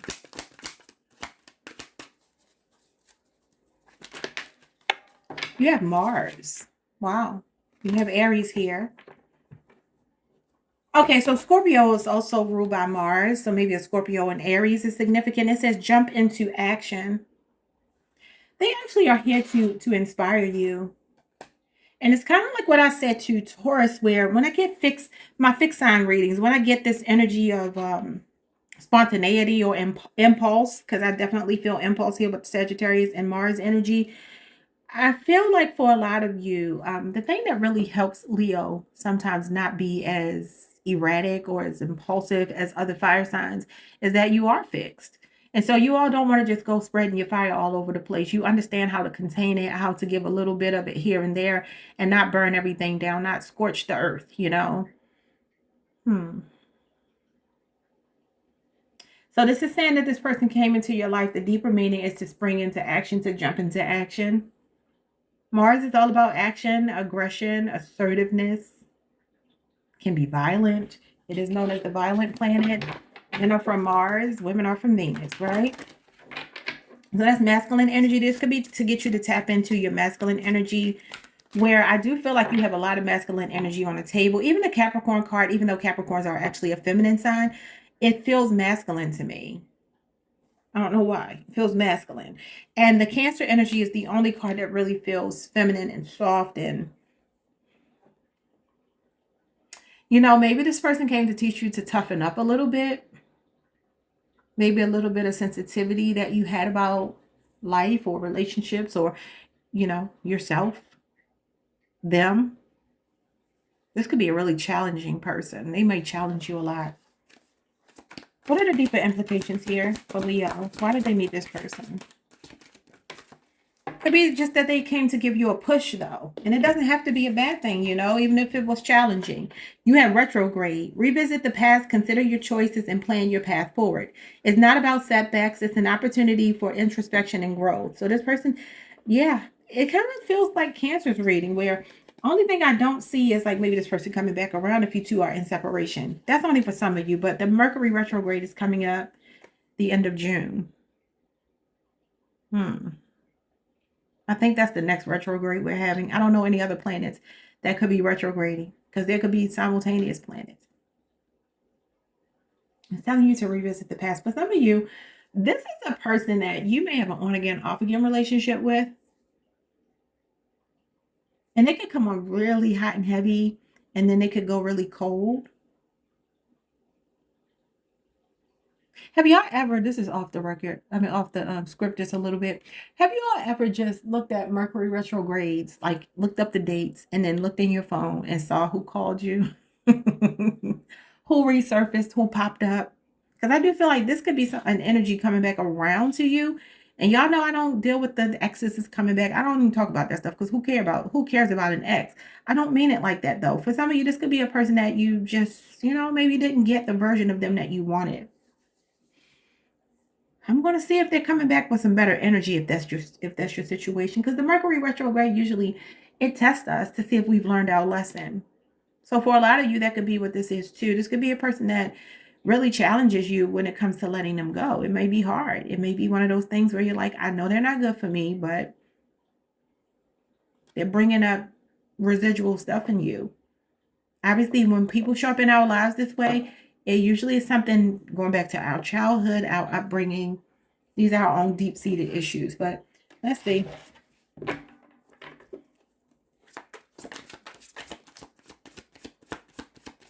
What are the deeper implications of this connection? It's time to say goodbye. Okay, so the deeper implications of this relationship could be for some of you that there is an energy coming back around. Okay, I feel strong fire, especially Aries and Sagittarius. Could be a Scorpio, a Gemini, a Virgo, a Cancer, a Capricorn possibly. Yeah, and I feel like this is just grounding and centering. So the deeper implications is about letting go, about knowing when to walk away when someone is just giving you temporary bliss, when you want a permanent fixture. You have the Hammer. This is like the Eight of Pentacles, Virgo energy. Sabotage and rebuild, persistent working on it and repairing. Like I said, this could be an on again, off again relationship. This is a person who may not leave you alone. And you're like, why won't they leave me alone? Why are they always in my energy field? Why can't they just leave me be? Some of you met this person at work. Could even be a person that's a hard worker. But I feel like what this is that you gave it your best shot. The Eight of Pentacles talks about putting your best foot forward. But it's also a card of learning and patience and mastering. So I feel like this is you kind of mastering your piece. This person taught you how to not give into temptation. I feel like that's the deeper implications of this relationship. And if you're still dealing with them and it's unhealthy, because I feel like I'm reading for people who may be in what could feel like an unhealthy dynamic. If you're in a beautiful relationship, this may not be your reading today. But this feels like, okay, we keep trying. We keep trying.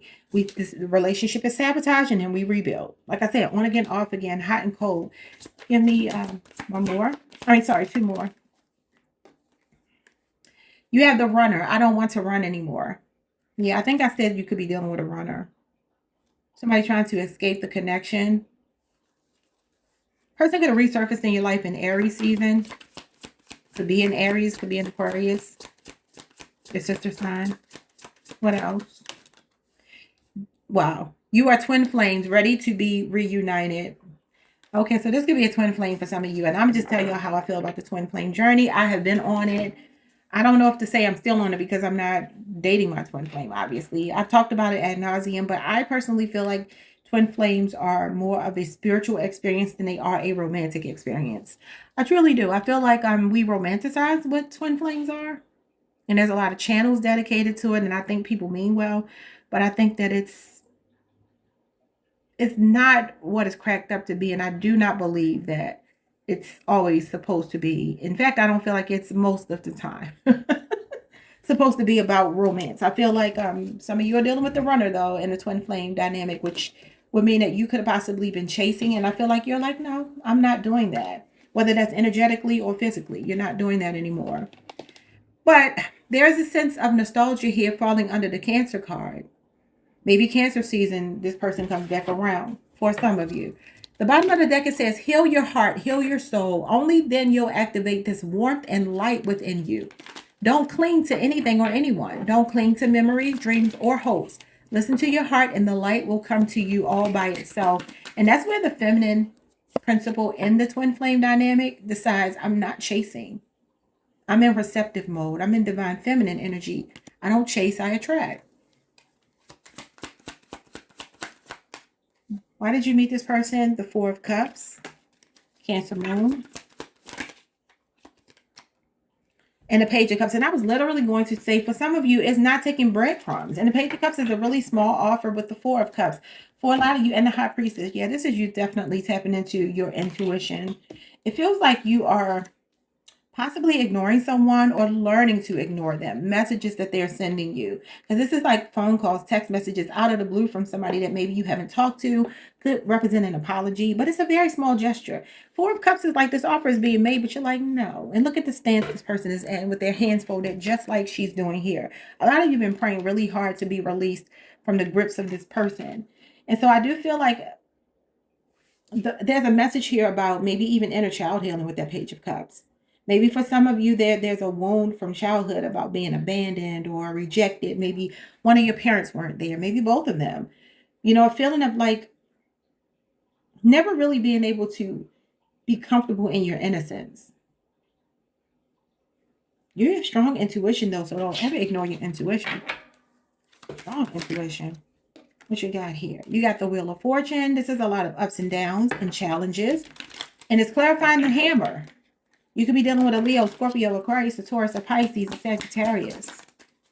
And you have the Three of Cups. And this is reconciling with someone. So it's giving on again, off again. Y'all keep jumping on that. It's almost giving me the hamster wheel. Like we keep doing this. We keep going round and round, going through the motions. We get together. Maybe it's a very casual situation. Some of you definitely met this person at work. You work with them now, something like that. You met them through a friend. I don't know. But a lot of ups and downs. And again, break it up to make up. So this is a karmic cycle. I think it's showing you who you can trust. And for a lot of you, what you might be realizing that this person is better off as a friend. You could be friend zoning this person. Give me two more. You have the Ace of Swords. So this is you becoming crystal clear. This is you maybe, I'm hearing setting boundaries. A conversation, like a really adult conversation you're having with them, a Libra, Aquarius, a Gemini, and there you are, divine feminine. What did I say? I don't chase, I attract. This is about nurturing yourself, putting yourself on a pedestal, being a very high value woman or man. Taurus and Libra energy, and then Libra, Aquarius, and Gemini is here. You do have wedding rings here, so for some of you, you may be married. Sometimes this Ace of Swords is a cord cutting ritual.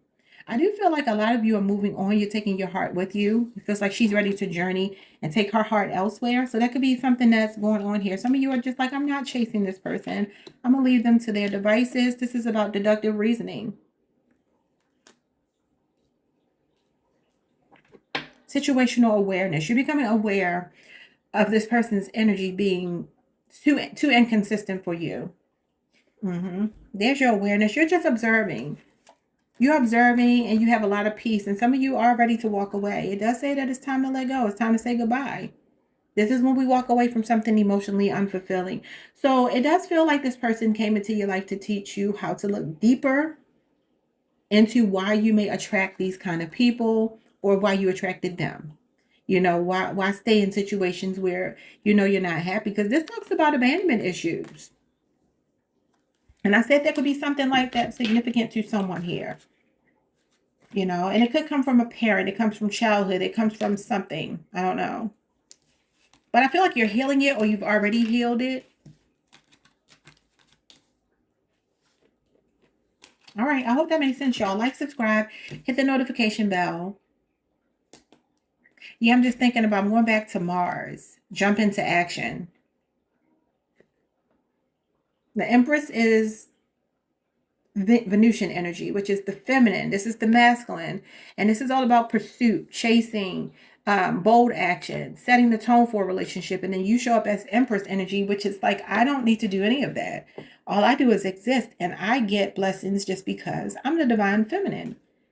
I wish that, you know, we would teach these things in school, because a lot of times I be looking at, y'all be looking at stuff on TikTok, and I try to keep my timeline very high vibrational, but sometimes things slip in and I might see these people with the, you know, the gender wars. And I don't really consider women engaging in gender wars. I don't. I think women are reacting, because women are the reactive, not the reactive, the receptive principle. The feminine principle receives. And so if a woman is acting out, I heard Louis Farrakhan say this many years ago, and he's a Taurus like myself, and we're very rational, logical people. And he said, if you keep complaining about women and how they're not this and they're not that and they don't do this and they don't do that, it's because you're not allowing them to be in their proper energy to do those things. You talk about how masculine she is because you ain't being a man. That's what he was saying. These are not my words. I'm not saying it verbatim, but it was something like that. And I feel like that something like that is coming through your reading. I felt a little bit of, like I've got to, you know, pull my shoulder out a little bit and flex on somebody and be like, who do you think you playing with? Don't play with Leo like that. I don't know. Some of you could be dealing with somebody that's very chauvinistic or something. But it's just so weird. I was saying we should teach this in school, because truly everything in nature teaches us that the feminine principle is supposed to receive. And you have people asking, what do you bring to the table? I haven't talked about this with y'all before. I don't bring nothing to the table. I wish I would. I bring my cards to the table when I do my readings. But outside of that, I don't bring nothing to the table. It ain't my responsibility to bring anything to the table. And, you know, I just don't think I think people are not in their right energy. It's not gender specific, because some men identify as feminine, some women identify as masculine, right? But, you know, traditionally, the woman is going to be the feminine, the man is going to be the masculine. And I think we have gender roles for a reason. We keep trying to blur the lines and go away from that. But I think that we have those for a reason. And we starting to mess up here by blurring the lines a little bit too much. I don't know. I mean, Blurred Lines by Robin Thicke. That song he stole, that music he stole from Marvin Gaye. Not funny, but I'm laughing because how dare he? Some of you could be dealing with a Pisces or an Aries. Anyway, that is what I have for you. Like, subscribe, hit the notification bell. Sorry for the little rant at the end, but I felt like that was something significant to somebody here. Hype the video if you can. See you next time. Peace. Hey Virgo Collective, what's up, y'all? Welcome to the channel. Welcome back. I hope you all are doing well. Let's pull some cards and see what you need to hear today. We are looking at the person on your mind, your relationship with them. What are the deeper implications of this relationship? What's the spiritual reason you met them? Let's start with possible zodiac signs. You could be dealing with a Libra. September 23rd through October 22nd.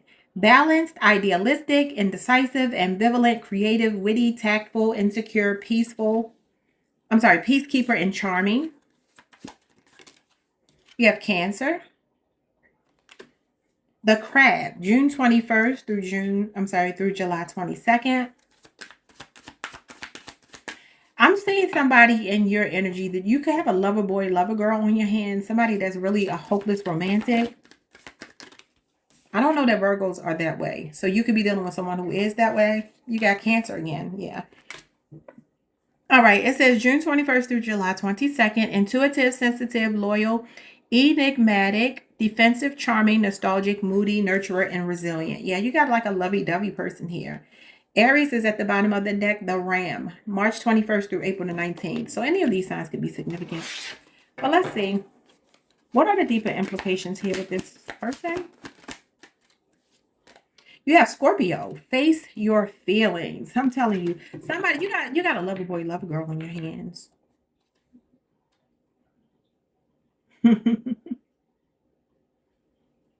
Wow. Okay. Yeah, so it feels like somebody that's really in their feelings. And Virgo, maybe you have a more practical approach to love. Okay. This could be a person wanting you to tap more into your feelings, but maybe you feel the other way. Maybe you feel like they're not in their feelings and you want them to tap in more. Just take it however it resonates, y'all. What are the deeper implications here? Why did you meet this person?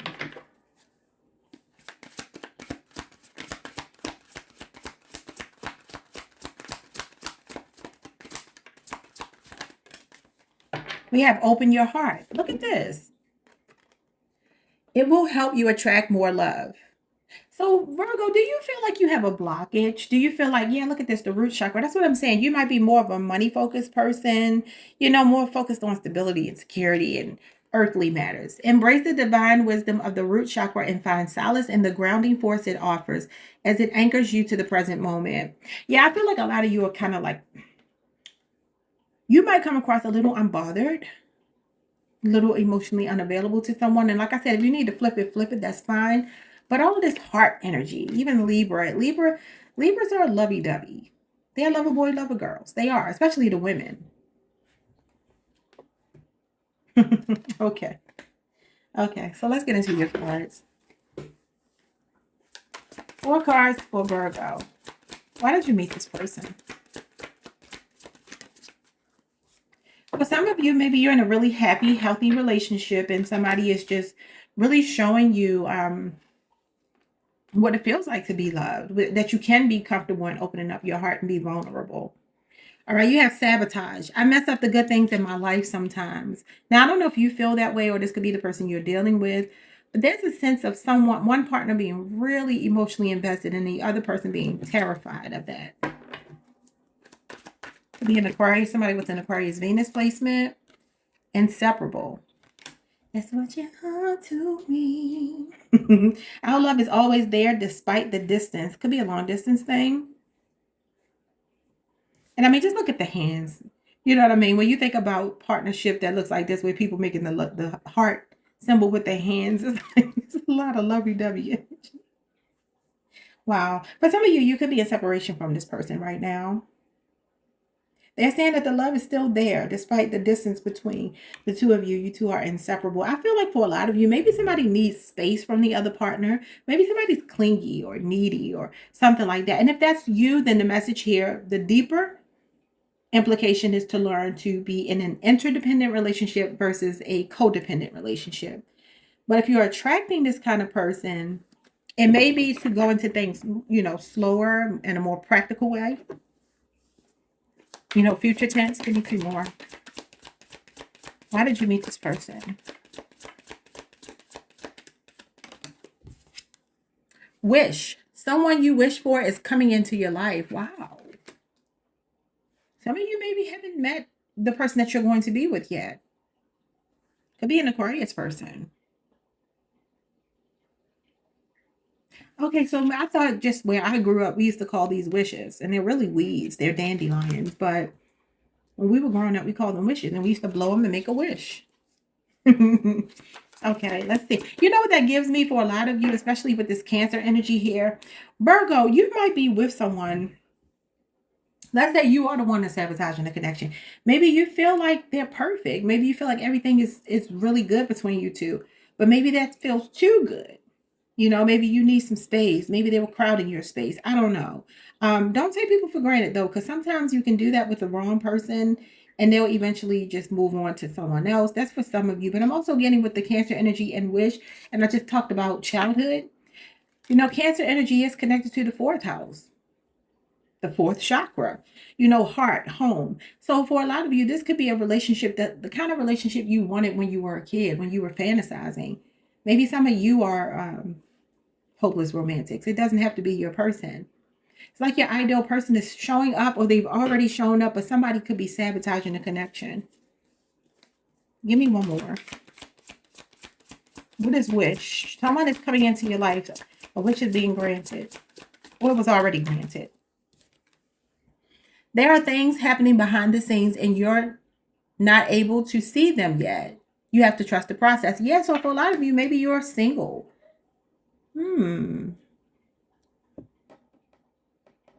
There's something manifesting here that you don't see yet. If you're already connected, this could be like you and your person getting on a new page with each other. Healing, optimism, faith about the future, hope, you know, feeling very hopeful and optimistic about what's to come. So Spirit is telling you to look at things as glass half full, not half empty. Bottom of the deck, it says the circumstances don't matter. Trust your desire will come to you and it will manifest. No need to worry. Know your manifestation is already on its way. It's already done. Detach. Yeah. Maybe it's a Gemini or a Virgo. An Aquarius. Any of these other signs I've said. Okay.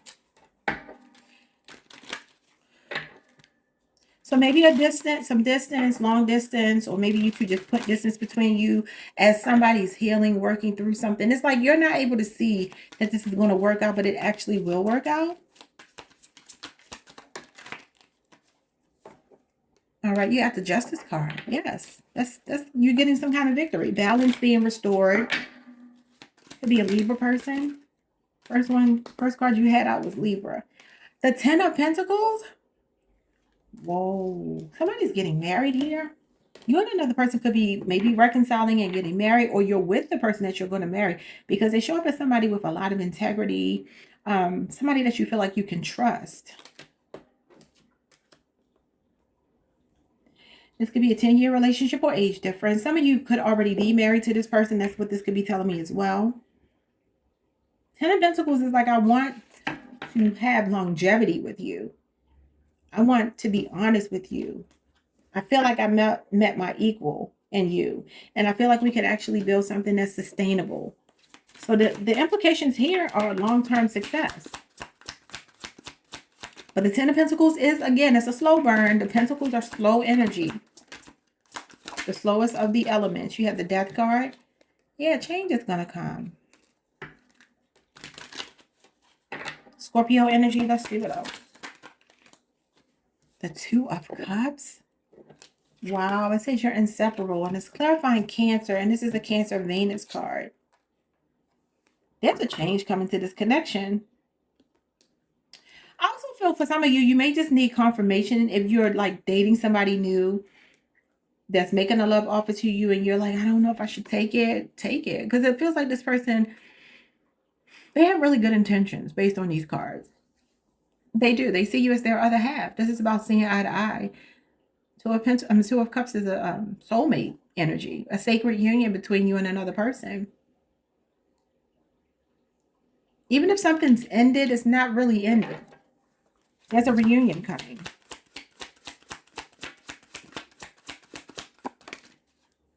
All right, what do we have here? We have the Seven of Cups in reverse, which is disillusionment. Okay, wow. So this is like wishful thinking and it's clarifying the wish card. But this is when you get disillusioned because something is not playing out the way you want to, and you kind of take the rose-colored glasses off and you let reality kind of kick in. It's a reality check. It can be disappointment, Scorpio, Venus, and the Ace of Swords, but a breakthrough is coming. So this is saying that you don't see something yet, but it's on the horizon. Could be with a Libra, Aquarius, or a Gemini. Now, that could be communication coming in with someone that maybe you're like, I've been waiting for this person to reach out. They haven't reached out. I don't care anymore. I give up. You really do still care. They'll reach out. For some of you over the next week. Okay, and then you got the star at the bottom of the deck. That's what the wish card is. This is beautiful. So this is about light at the end of the tunnel. It does feel like some clarity is coming in. Communication is coming in. Union is showing up. So this person is your person. They're your other half. All right, y'all. Like, subscribe. Hit the notification bell. Hype the video if you can. And I will see you all the next time, Virgo. Peace. Hey, Libra. What's up, y'all? Welcome to the channel. Welcome back. I hope you all are doing well. Let's pull cards and see what you need to hear today. We're looking at the deeper implications of the connection between you and a person on your mind. Why did you meet this person? Let's start with some possible zodiac signs. You could be dealing with a Capricorn. All right, December 22nd through January the 19th. This person is ambitious, disciplined, hardworking, serious, organized, practical, authentic, pessimistic, structured, and responsible. Now, two more. All right, you have a Cancer.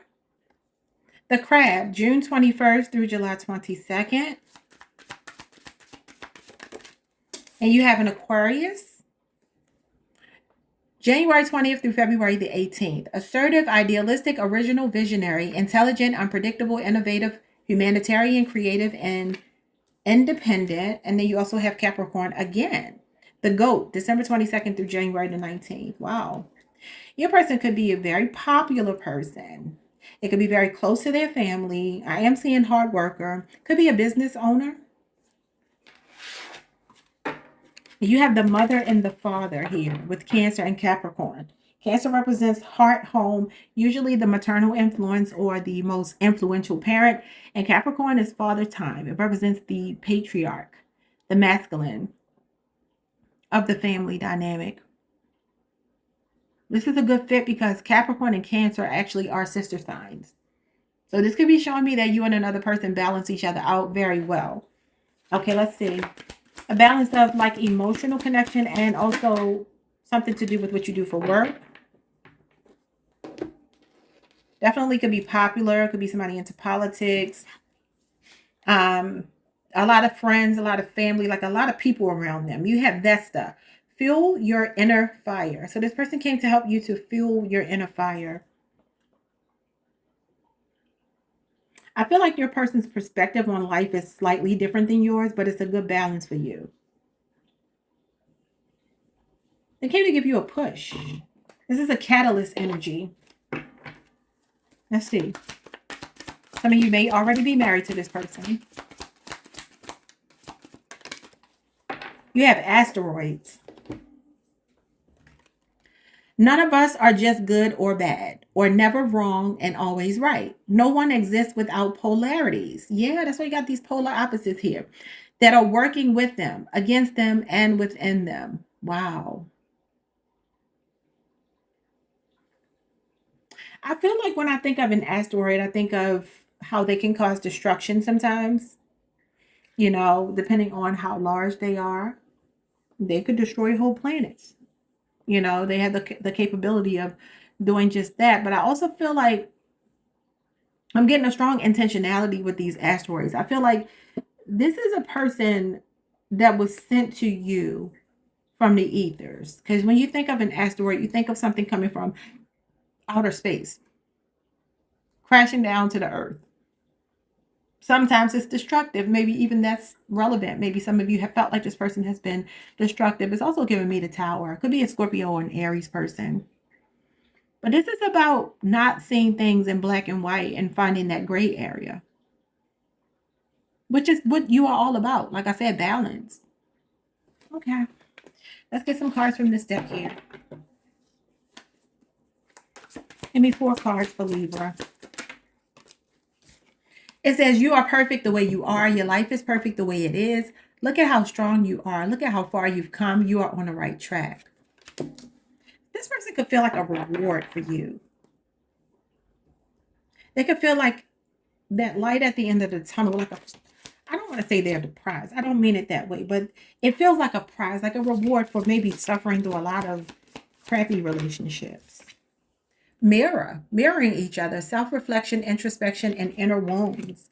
Yeah, like I said, Capricorn and Cancer are mirrors of each other. So it does feel like you and another person actually feel really like a good fit. I do see Cancer here. I feel like you and your person are on the right path. I feel like you two are working through any discord you may have, any challenges. I feel like you face them together and you overcome them. So the deeper implications here seem to be no matter what you two face, obstacles, challenges, setbacks, Spirit is saying everything is still unfolding divinely. Give me two more. Maybe some of you haven't met this person. They're about to crash land in your life, you know.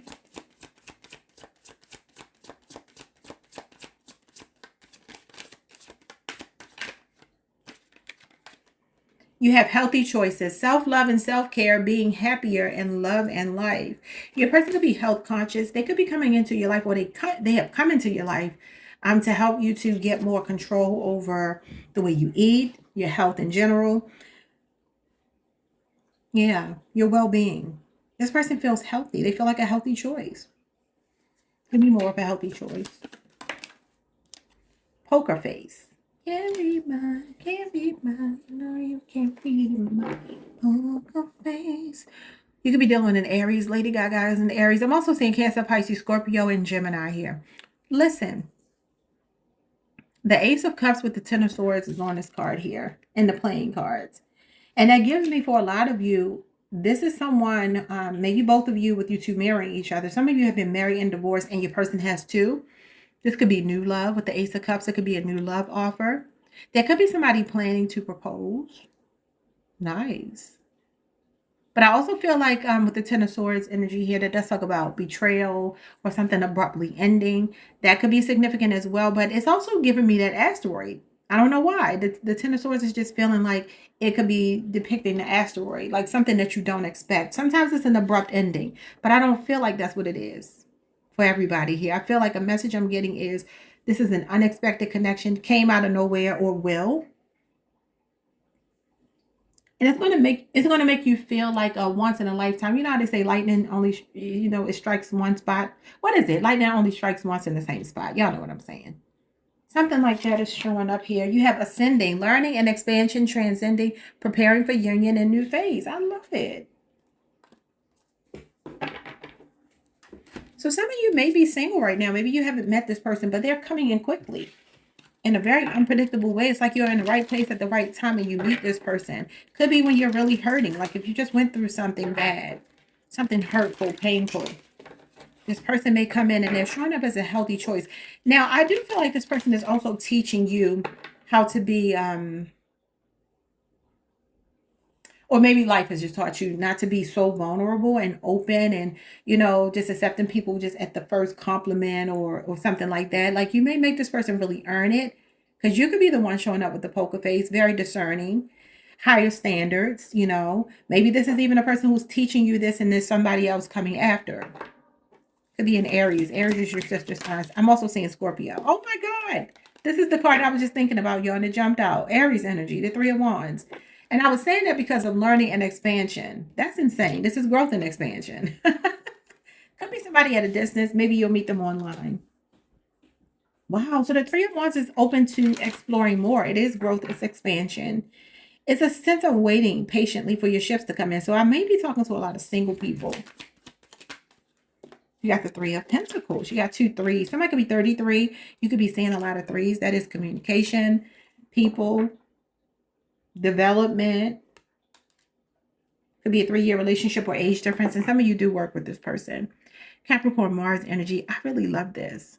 Some of you are waiting for somebody, if you're single, that shows up as a partner. This is about teamwork, makes the dream work, strength in numbers, fortifying each other.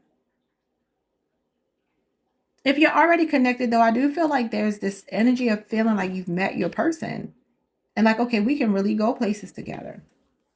Because you do your part in the relationship, I do my part in the relationship. Yeah, look at this. Knight of Pentacles. This is a stable offer possibly coming towards you if you're single. Or there's a person here that you're slowly getting to know. And I say that considering that there could still be a 3-year relationship here. So maybe you two just, you haven't quite put a title on it or something like that. Because the Knight of Pentacles is slow to commit, but it's not because he's disloyal. He is reliable. He is someone who might even have a poker face. He's very pragmatic. Virgo Venus energy. You came out a lot in Virgo's reading. And you have the Queen of Pentacles. Wow. Something is growing here. Somebody might be ready to move in or something like that with some of you. They might be planning something big. Maybe incorporating other people. Like it could be a surprise proposal or something, y'all. I don't know. It feels like somebody's planning something. Other people are in on it. I don't feel like you are. That's for some of you. So the deeper implications here may be for some of you that you do similar work. Professionally, there's some similarities here. Or you two could find that in the future, you end up working on something. It could be related to health and wellness. This is a holistic healer. So that could be something significant. Somebody can have a landscaping business. You could be dealing with a strong earth sign. Yeah, the Three of Swords and the Emperor. Here's your divine masculine, Aries energy, your sister sign. For some of you, there's a divorce that you just came out of, a breakup, a painful ending that either you or your person has been experiencing recently. Possibly even with each other, maybe just being in separation. But this is somebody stepping up, taking care of home, being accountable. That's your divine masculine. So it could be an Aries person coming towards you very strongly, because I already said that, and then you end with an Aries card. All right, y'all, that is what I am seeing. It looks like somebody is in it for the long haul. Like, subscribe, hit the notification bell. Hype the video if you can, and I will see you all next time. Peace. Hey, Scorpio Collective. What's up, y'all? Welcome to the channel. Welcome back. I hope you all are doing well. Let's pull some cards and see what you need to hear today. We're looking at what are the deeper implications of the relationship you're in with the person on your mind. Why did you meet them? What will come out of it? What is it all about? You have a Gemini, May 21st through June 20th. Versatile, original, charming, expressive, inspiring, vivacious, restless, enigmatic, playful, and curious. You could be dealing with a Gemini. All right, Scorpio. Other signs you might be dealing with, Aquarius. January 20th through February the 18th. Assertive, idealistic, original, visionary. Intelligent, unpredictable, innovative, humanitarian, creative, and independent. And you have Pisces, the fishes. February 19th through March the 20th. Bottom of the deck, you have Capricorn. December 22nd through January the 19th. This person is ambitious, disciplined, hardworking, serious, organized, practical, authentic, pessimistic, structured, and responsible. Okay, let's see. What are the deeper implications of this connection?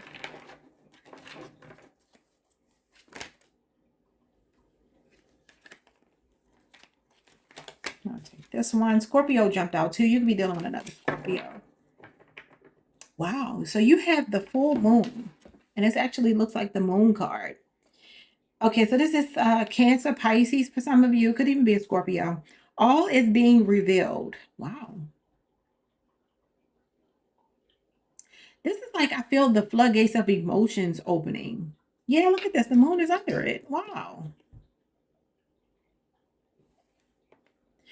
Cue up the cuddles. Wow, this could be a really strong, you know what, Scorpio, I talked about y'all in another reading. I don't remember which one it was, though.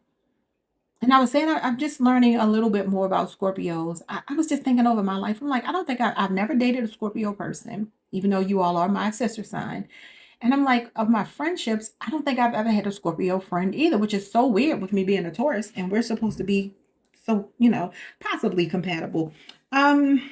I talked to a Scorpio once, and one of the things I was talking about in that reading, whichever reading it was earlier, like the person I talked to, he was a businessman, very successful businessman, and he was just so attentive. He was just so, like, I guess I was saying Scorpios, when you like someone, when you really like someone, and I guess like when they get past your walls, when you like someone, you're really loyal, you know.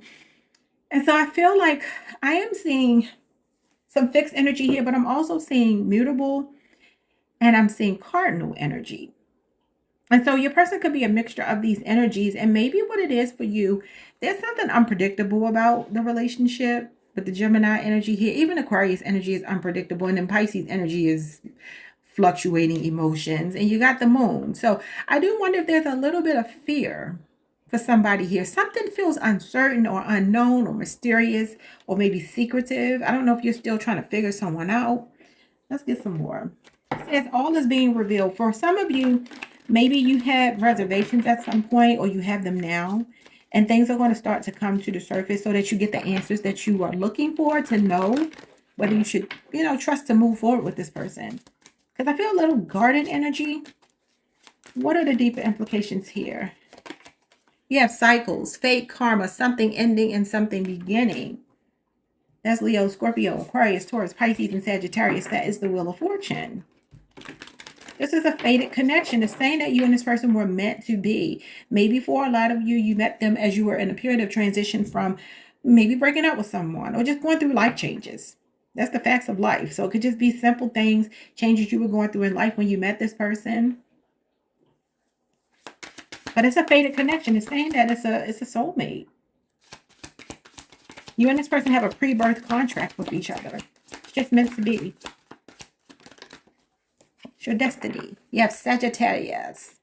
All right. Your spirit is driven by an insatiable curiosity and adventure, but remember the value of grounding yourself in the present moment. I feel like there's someone here to really, look at this, open up your heart. What is it? Open up your heart. Cancer, Pisces, Scorpio energy. It will help you attract more love. So Scorpio, it could be that you are really feeling somebody. They're really feeling you, but one or both of you has fear about the unknowns. This is very unpredictable energy here, the Wheel of Fortune.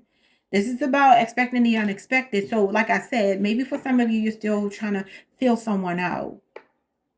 Sagittarians are very independent people. They don't usually like to really settle down like that. Not saying your person is that way, but could be. It's talking about like kind of like being in the moment, not thinking too far ahead, not letting fears get the best of you. I didn't mean to sit that there. Okay, let's get 4 cards from this deck. Why did you meet this person?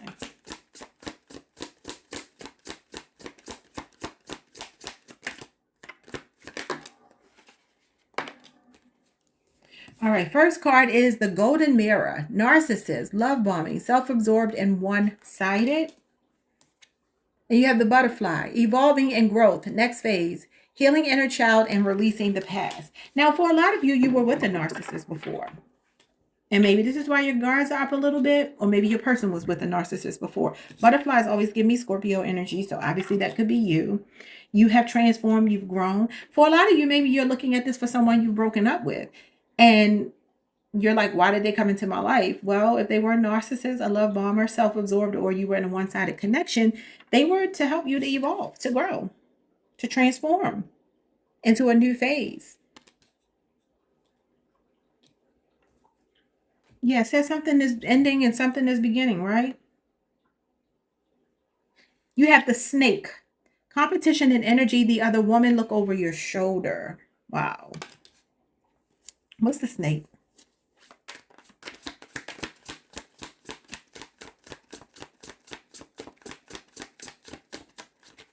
Your person could even have a problematic ex. You have abundance. Open your heart to receive the abundant love the universe has to offer. Now, it's the second time it's saying open your heart. Where's the card, y'all?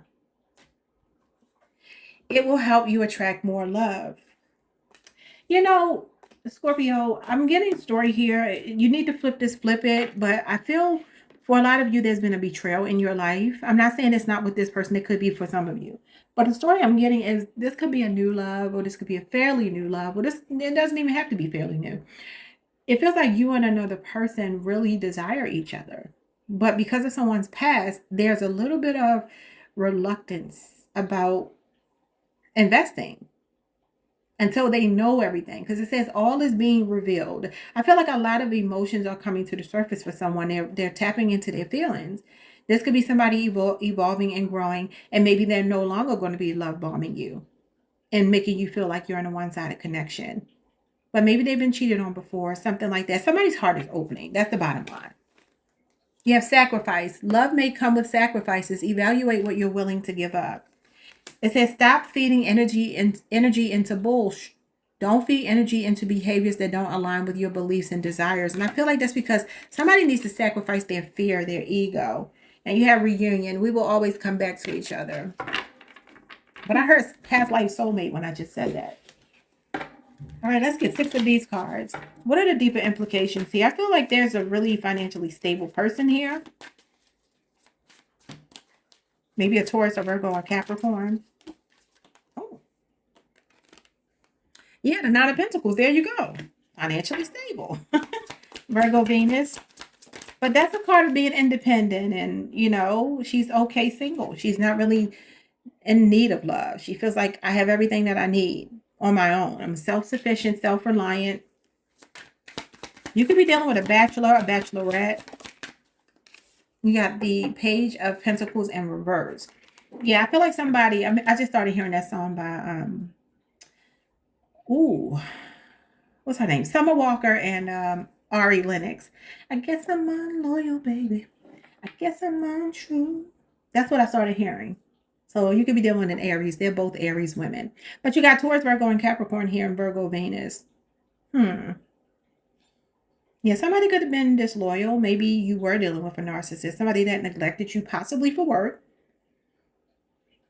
Page of Pentacles can also represent somebody just not making a lot of effort into the relationship, being lazy, you know, kind of taking it for granted. Especially if they were focused on money matters. Be somebody that's irresponsible. You got the Five of Wands here. Okay, Leo, Saturn energy. And this is iron sharpens iron is what I heard. And the Six of Pentacles, yeah. So, you know, Scorpio, I feel like you have a partner here that they might like your feistiness. You might be a bit feisty. Some of you are just like, you know, I'm not a needy person. I'm not a needy man or woman. I'm a pretty content person. My life is fine. You know, you could be an influencer. My life is fine. But if I meet that person, or because I have met that person, that does balance me out, and I have this reciprocity with them, Six of Pentacles, generosity, I'm learning how to peacefully coexist with another person. Because this Five of Wands in this deck actually shows these people working together. This card is about diversity, inclusion, intersectionality is what it's about. And they're actually kind of like smiling, and they're all working to create that fireball in the middle, because this is actually friendly competition. You know, and I do feel there's something here about you challenging your person or them challenging you, but it's bringing out the best. It's iron sharp as iron. I don't know how else to say it. Give me 2 more. So a lot of generosity, somebody that's learning to open up and share. And that could be you. That could be them. You got the Nine of Wands. This is sacrifice. Sacrifices have to be made. This is somebody that's ready for a relationship because they're willing to sacrifice. He is the unsung hero. Okay, but this is relationship PTSD as well. Another 9.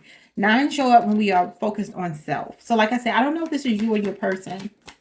The karmic cycle just closed out. And then you have the Knight of Wands with the 9 of Wands. Sagittarius energy.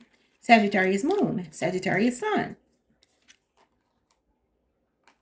This is somebody that feels like they want to rescue you. I don't know what that means. This is somebody fighting for you, fighting for your attention, chasing you down. This could have been a person really in hot pursuit of you. So I feel like this is a person that's also willing to forego their ego, their playaways. Your person was never faithful to anybody before you, but with you, I think I told you all this a couple weeks ago.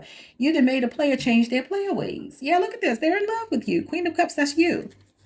Cancer, Pisces, Scorpio, I told you made them change. You've been a positive influence over them. Leo and Cancer energy, but could also be a Pisces or Scorpio. There's this energy of you make me better. I want to be better. I'm taming my ego. I'm taming my wild side so that I can be settled down with you. Blocking out any interference, any outside people that are trying to come between us. So I feel like you and another person, after a little bit of a rough start, possibly reservations, y'all seem like y'all are off to the races. All right, y'all. Like, subscribe, hit the notification bell. Hype the video if you can. And I will see you all the next time. Peace. Hey Sagittarius, what's up, y'all? Welcome to the channel. Welcome back. Hope you all are doing well. Let's pull some cards and see what you need to hear today. We're looking at the deeper implications of the connection you're in with the person on your mind. Why did you meet this person? Starting with possible signs. You could be dealing with a Pisces. February 19th through March 20th. This person is imaginative, kind, compassionate, mystical, romantic, moody, generous, forgiving, escapist, and creative. I also met them in Pisces season. I don't know why I heard that for somebody. Maybe recently. All right, you have Aries. Okay, March 21st through April the 19th. Bold, impulsive, ambitious, fiery, impatient, determined, innocent, motivated, honest, and passionate. I feel like there's somebody here that wants you and won't take no for an answer is what I'm getting from these two. Like a daydreamy person that like really fantasizes about you. You have Virgo. All right, and this is August 23rd through September 22nd. Conscientious, perfectionist, detailed, helpful, poised, reliable, kind, observant, practical, and independent. And at the bottom of the deck, you have Pisces again. The fishes. February 19th through March the 20th. It says the fishes. Okay. All right, so what are the deeper implications of this connection?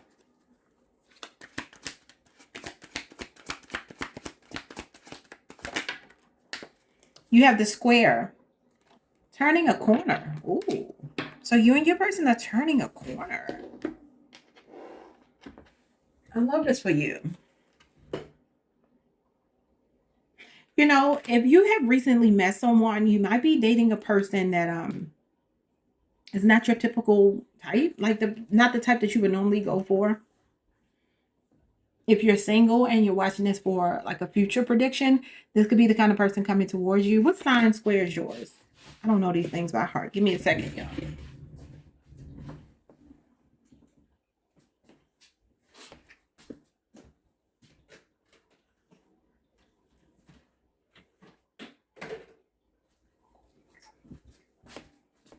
Let's see.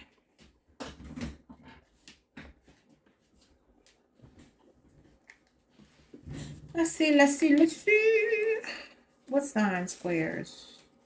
Sagittarius. All right, let's see. Square is the same modality. Okay, so you are a mutable sign. So this could be another mutable sign. Maybe it is a Pisces or Virgo. What sign square is yours? Yeah, the signs that you're not compatible with. So not a Gemini, but a Pisces or a Virgo. And Pisces is here twice, and Virgo is here. So it says the same modality, which you are mutable, but not compatible. A sign that is 3 signs apart from yours. Okay, so Virgo is 3 signs before you, and Pisces is 3 signs after you. So that's how you would know the signs that square yours. I don't know why I can't remember these things, but alrighty. Wow, you even got Pisces here, y'all. Who's the Pisces? It says tune into your intuition. That is funny. A lot of Pisces energy in your reading. Okay, so let's see. Why did you meet this person? What are the deeper implications? What are the deeper implications? Open up your heart. This card has come out 3 times today. Some of you could be dating this person, recently went on a date with them. Get ready to be wined and dined. Yeah, especially if it's a Pisces. Y'all know them with the Pisces, and the whining and the dining is a Pisces thing, at least in my experience. I don't know about anybody else. It says it will help you attract more love. Open your heart. Okay, so Sagittarius, the implications here is that somebody wants to wine and dine you. Somebody wants you to open up your heart. It could be a strong Pisces. It could also be a Cancer, Scorpio, Virgo, or an Aries. Okay. Ooh. Falling fast. Ooh. Love happens quickly, but don't lose yourself in the process. Yeah, I feel like you got a dreamer on your hands. You got, I'm hearing that song. Dream. Dream, dream, dream. I can't think of the words. So you have a daydreamy, whimsical, idealistic person on your hands here. We have imperfections. Love is a beautiful mess, embraces imperfection. So this is a person that loves you at your best and your worst. The implications that this person is falling in love with you despite whatever flaws you have, or vice versa, or both of you are feeling this way. Wow, so it's saying it's not perfect, you know, but it's a recipe for success. And those are the implications. All right, you have mistakes. I wish I could right my wrongs. It came out in reverse. I don't know what that means. So maybe this is a person that you just are, you know, maybe getting to know, and maybe they haven't had a chance to make a mistake yet. Maybe it's too soon. Or they're saying, look, I'm going to do the thing. I'm going to do right by you. I'm not going to make foolish mistakes. We have not enough. Lacking confidence, self-sabotage, ego, and fear and frustrations. For some of you, I feel you may be dealing with someone new, and this could be a past energy, somebody that really hurt you. Maybe it was a blow to your ego, your confidence.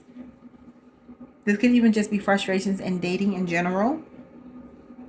And some of you may be feeling like, I'm not doing anything wrong here, but I keep finding people that are not compatible with me. And there's somebody that is compatible with you. But if you're with someone right now, I still feel like it might be new, y'all. I don't know why. I feel like it might be new. Look at this, y'all. Daydreaming. I am always longing for you. I told you you got a daydreamy person, flirtatious person. It could be another Sagittarius, could be a Cancer, Pisces, Scorpio, namely a Pisces. It says charisma, love flows to you. You radiate charisma and charm. I feel like these other energies are showing me something. I feel like you know what you did. You learned a lesson about a past energy, or this could be your person, where something doesn't feel like a mistake as much as it feels like a lesson. Because you're realizing that somebody was not enough. It's not this person, I don't believe. For some of you, it could be, but I don't know. I feel like I'm talking to people that might be freshly dating somebody new, or just dating a new energy, and it's just a past energy that wanted to show up, but we're going to ignore them. Let's get into your cards. What are the deeper implications here for Sagittarius and this person? The Two of Wands. Yeah, this is usually a fairly new relationship. Could have met them in Aries season, Pisces season. The Two of Wands is Aries, Mars energy. And this is like, where do we go next? What do we do next? I'm liking this. I'm liking getting to know you. We're dating. We're having fun. And I think something could come out of this. There's potential here. Yeah, the Ace of Swords. Libra, Aquarius, and Gemini. You have the Judgment card. Scorpio energy. Feels like somebody's making plans to talk to you about something. They're planning a future with you. They're seeing long term with you. Judgment card is somebody going through an awakening, y'all. Give me more. But this could also be with the mistake, like I said, it's falling right on top of a mistake. And I literally said, you see this person as a lesson. You don't see it as a mistake. So this is you being the phoenix rising from the ashes. You're getting another chance at love. Eight of Wands. This is somebody sweeping you off of your feet. Who is this person? Sagittarius. This is Sagittarius Mercury energy. Wow. Now I'm gonna be honest with y'all. There's two people in your energy. There's a past person that could be coming back into Mercury retrograde to try to seek forgiveness, because the Judgment card is seeking forgiveness. I learned my lesson. But I feel like you could be saying it's not a mistake. You didn't make a mistake. You did exactly what you did. You knew what you were doing. You acted, and maybe it caught up to you, but you knew what you were doing. Some of you have moved on beyond that energy. So let's see two more. What are the implications here for you and your person? The Devil and the Three of Swords. Why is this past energy showing up? Unless this is all the same person, because it could be for some of you and you could be cutting them off. Maybe you're like, okay, it was good while it lasted, but I'm ready to, you know, try something different. I feel like there are two energies here, though. Some of you could have recently gone through a divorce or a breakup, possibly with a Capricorn. And the Three of Swords is Libra, Saturn energy. The Devil is Saturn as well. Maybe something in the workplace. Some kind of third-party situation. You got the Moon and you got the Ace of Pentacles. I do feel like I could be talking to some Sagittarians who have yet to meet this person coming towards them with a lot of potential for stabilizing the connection. This talks about being a privileged couple. It could be a Taurus, a Virgo, a Capricorn, Cancer, or a Pisces person. Or some of you are just feeling like you're not sure you'll ever find love, and you will. It's looking like over the next year. You got the Ten of Wands, Sagittarius, Saturn, and the King of Wands. Ooh, you have a benefactor coming into your life. Somebody that wants to take this burden off of you. Somebody that wants to take care of you, or you're already with this person. Another fire sign. But yeah, somebody is healing from a heartbreak. Look at this, all this healing. I feel like some of you started off this year or ended last year with a breakup. It could be somebody watching you. Because I feel multiple energies in your reading. I don't know what that means to you, but I feel like over the next year, you'll be in a relationship with a new person, or your relationship with someone is going a whole lot more serious. It's growing more serious. Somebody's going through an awakening regarding you. Could be multiple people. Could be a new energy falling in love with you quickly. But that Eight of Wands that talks about being swept off your feet, it's a whirlwind romance. And you have falling fast here. But then there's another energy that's still kind of holding on to you, this person here, that I feel like you look at as intentionally hurting you, but you see them as a lesson. I don't even think you're really as hurt by it as you were at some point, okay? Like, subscribe, hit the notification bell. Hype the video if you can. See you next time. Peace. Hey Capricorn Collective, what's up y'all? Welcome to the channel. Welcome back. I hope you all are doing well. Let's pull some cards, see what you need to hear. We're looking at your love life. Person you're romantically connected to. What are the deeper implications of the connection? Why did you meet them? Signs you might be dealing with. Leo, the lion. All right, July 23rd through August 22nd. What else? You have Leo again. All right, it says vivacious, bold, generous, fun, expressive, faithful, possessive, creative, domineering, and entertaining. Okay. What else? You have Taurus. April 20th through May 20th, grounded, sensual, dependable, stubborn, resilient, enthusiastic, confident, brave, picky, and loyal. Ooh. You got a fun but stable person on your hands. And you have Aquarius. You did come out in their reading as well. How much say you came out in their reading? And I haven't even done Aquarius yet. Whose reading did you come out in? Oh, that was Scorpio. The water bearer, January 20th through February the 18th. But maybe you're going to come out in Aquarius's reading, because I don't know why I said that. That was weird. I think it was you and Aquarius that came out in Scorpio's reading. Okay, let's see. What are the deeper implications regarding this connection? You have the second house, Taurus energy. Oh, something feels stable here. It says, know what really matters. This is a connection that is rooted in fundamentals, structure, stability, security. Second house shows up in a love reading when we are falling for somebody that we know is not going to be wayward. They're not going to stray. They're loyal. They take care of home. Provider energy, protector energy, just knowing that you're going to be cared for. You don't have any doubts about that. I love it. Okay, what else? Now, don't mess up my reading. You got moving. Oh, y'all could be stabilizing the connection. Look at that house there. A house is not a home. Somebody feels like a house is not a home without you. I love it. It says change of residence, moving in with your partner. So some of y'all could be stabilizing the connection. I can't believe that these two houses showed up. And look at all the love coming out of the chimney, and the love is showing up right there. This is nice. This is really nice. So the implication seems to be stability, long term. Okay. Give me 4 cards. We have chemistry. I have never felt passion this intense. Ooh. Could be a Leo, Aries, Sagittarius. So somebody's very passionate about you. It feels like they're ready to go beyond that, though. It's not just about the physical attraction. They want stable. It says he breaks free. He runs away from the darkness and into the light to you. Maybe it will be too late then. This could be somebody that's finally ready to settle down, that maybe was not before. Maybe it was a pretty playful connection, but now it's stabilizing. But maybe, I don't know, some of you could be saying it's too late. I don't know. Hopefully not. 2 more. Oh, 2 jumped out. The death card. That's a change. The relationship is over. No second chances. Grow and transform. What's dead is dead. Now, for some of you, you might be telling me, like it says here, it could be too late. Scorpio energy, like I said, you did come out in their reading.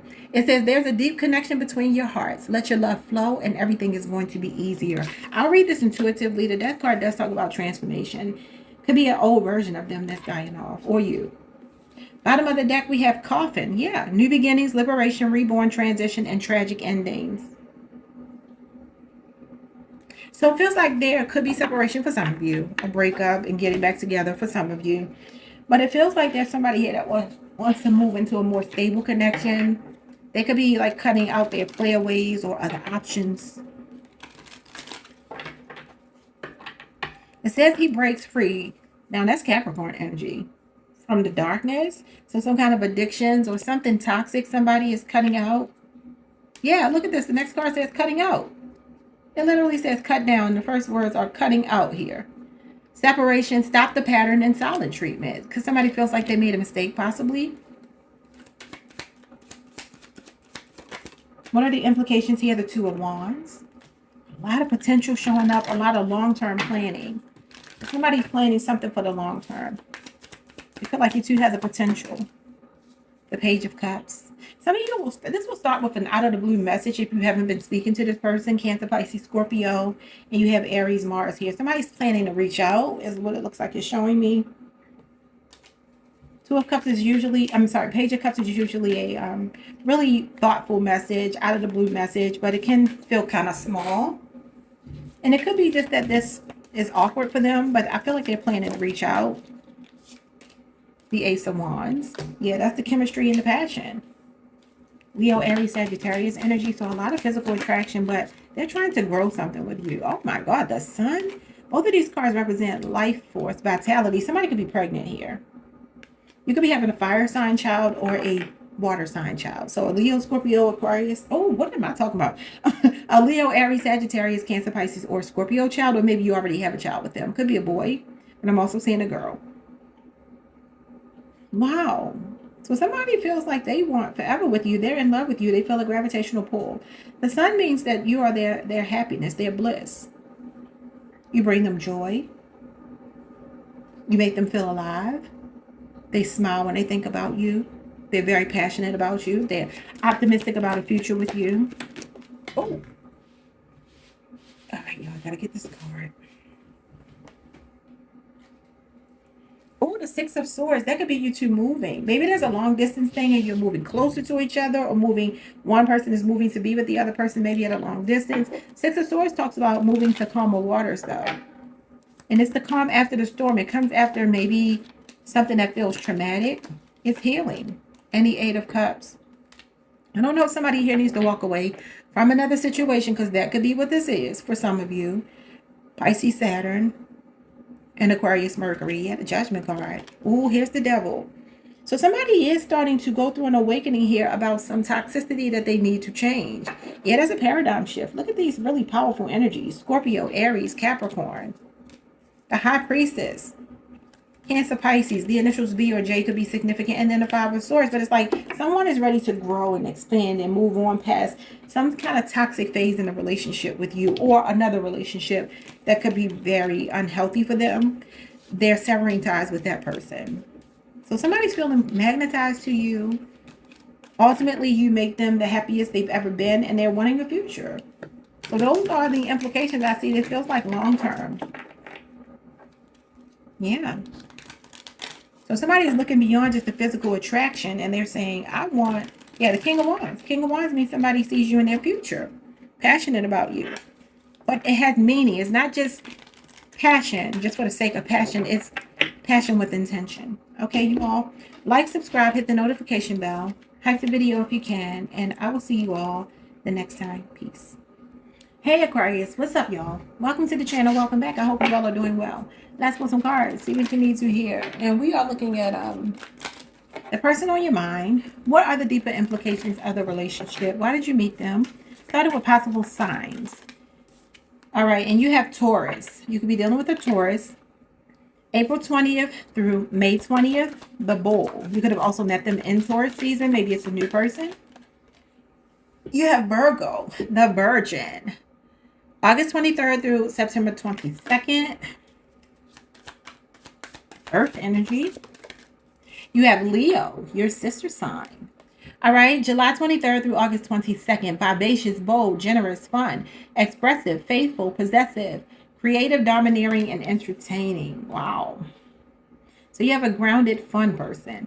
Bottom of the deck, you have Virgo again. All right. And it says conscientious, perfectionist, detailed, helpful, poised, reliable, kind, observant, practical, and independent. August 23rd through September the 22nd. Okay, let's get into these cards here. What are the deeper implications of this relationship? Why did you meet this person? You have descendant. 2 is better than 1. Look at that handshake there. This is partnership. You have Leo here again. So that is your sister sign. It says confidence is key.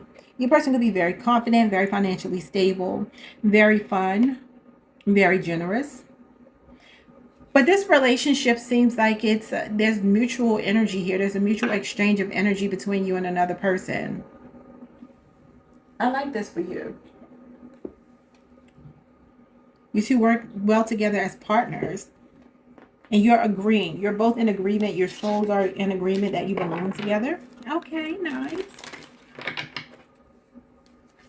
What are the deeper implications here? It looks like somebody wants something with you. You have the moon. In times of darkness, find solace in the knowledge that the light will return in times of brightness.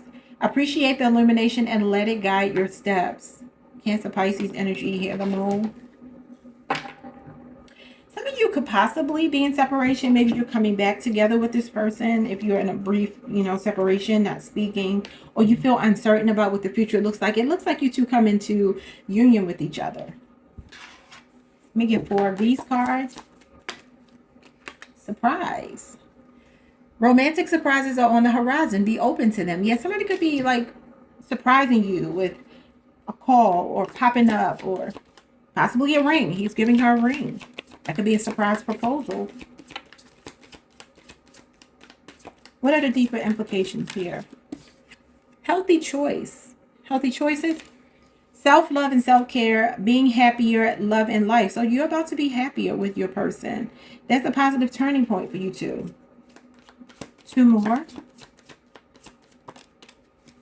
2 exactly. We have understanding. I see your side of the story. What I need from you is understanding. You could be dealing with a Scorpio, a Libra.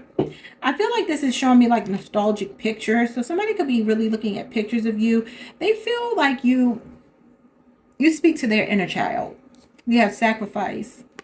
Love may come with sacrifices. Evaluate what you're willing to give up. Now, for some of you, maybe there's somebody else that has to be released or something or a way of being that has to be released before you two can come back together. Because I feel like there's a coming back together.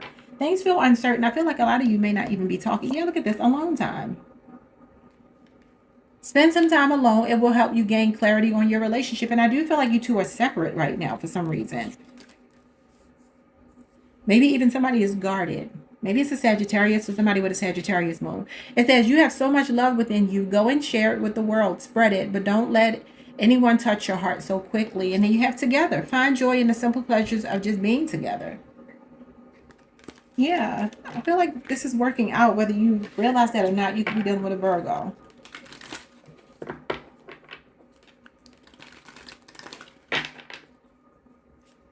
Okay. Let's see. 6 tarot cards. What are the implications here? The King of Wands. The 2 of Swords.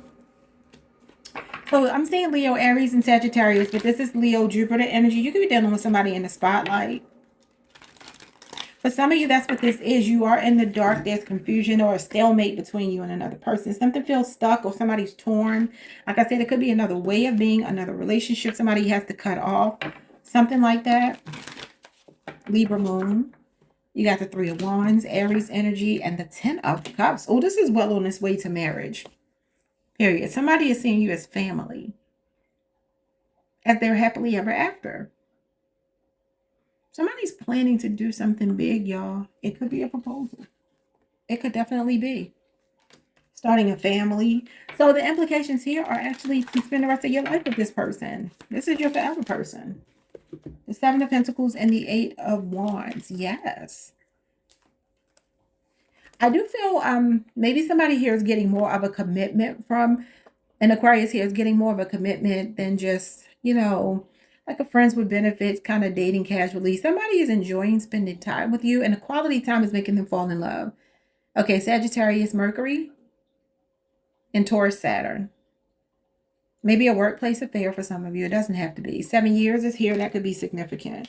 Bottom of the deck, the Eight of Cups and the Ten of Wands, the Five of Swords and the Page of Pentacles with the World and the Judgment card. So like I said, I don't know if there's somebody else in the picture or some cycle has to close out that wasn't healthy. Could be somebody working too much, maybe working and in school, maybe just a lot of responsibilities on somebody's plate. And it's like a person is like left with not a lot of energy. And I feel like there's this feeling of things turning around for the better. Something is about to start gaining momentum between you two. A lot of communication is coming in. And this person is seeing you as someone they want to start a family with. Marry. Taurus and Libra.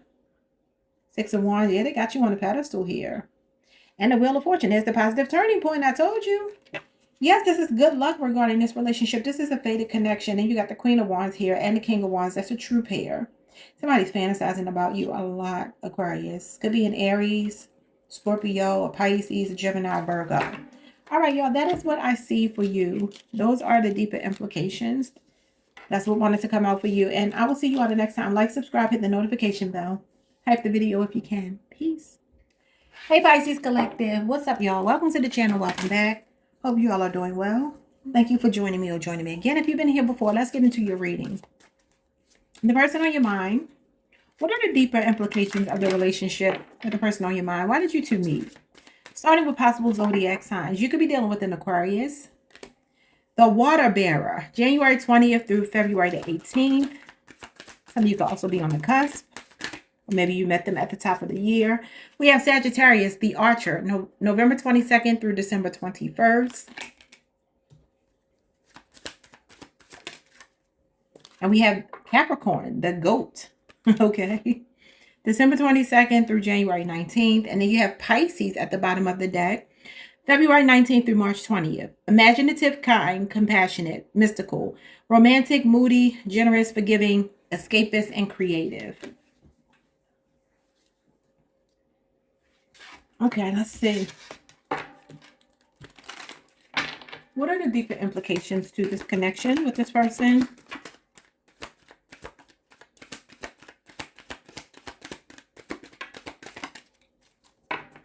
Let's see what you got. You have Earth. Stay grounded. Okay, so you could be dealing with an Earth sign, Taurus, Virgo, Capricorn. You do have Capricorn again. You got Saturn. You got Capricorn here. Okay, so an earth sign is significant possibly for some of you. But this connection was to ground you. You know, Pisces, you all are ruled by Neptune. You're ruled by the moon. You're even ruled by Jupiter. Y'all got 3 planets that rule you. Yeah, so you have an energy of and sometimes being very dreamy or whimsical or, you know, idealistic. Sometimes that's illusions and, you know, imagination, creativity, all of the things. These are not bad things, but they're just things that could be what you embody. And earth energy comes in Pisces life to ground it, to bring it down from, you know, get out of the stars and come down here and put your feet on the ground. Okay, so maybe a very practical person is teaching you how to see things from a more practical or pragmatic perspective. Somebody that's a good balance for you, because Earth is a good balance for Pisces, to keep you kind of level-headed. If it's been a problematic relationship, though, this could be a person who burst your bubble, possibly. You have gambling, problems with addiction or gambling and bad finances. Yikes. I don't know that that's you. Yeah, you got South Node here. Taurus energy, Scorpio energy. Taurus, Virgo, Capricorn. Be vigilant about old habits that may hinder your progress and embrace the lessons they offer. Integrate that wisdom into your present and future. You know what I feel like this is saying? That for a lot of you, you've wasted years on people. Could be this person. Take it however it resonates, because I can't read for every single individual person's story, but take it how it resonates. I feel like for a lot of you, what this person is, look at this, Neptune. Tap into unseen dimensions of reality and journey beyond the physical to explore the depths of your soul's connection with the cosmos.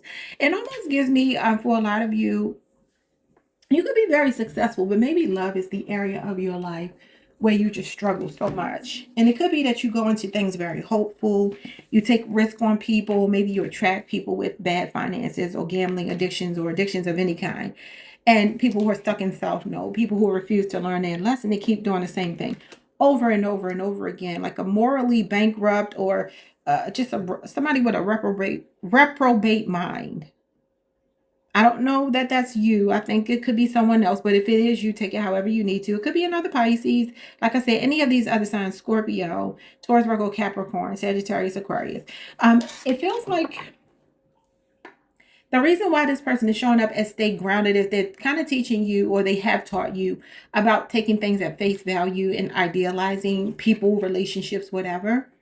Maybe some of you had to kiss a few frogs, take a few losses before, taking risk on people with gambling. And the south node is maybe you not learning a lesson. And this person is actually showing you that you can have stable love. And if it's not them, it's telling me that they're the ones showing you to look for somebody who their action speaks louder than their words. Queen of Pentacles, somebody that shows up, somebody that puts their money where their mouth is.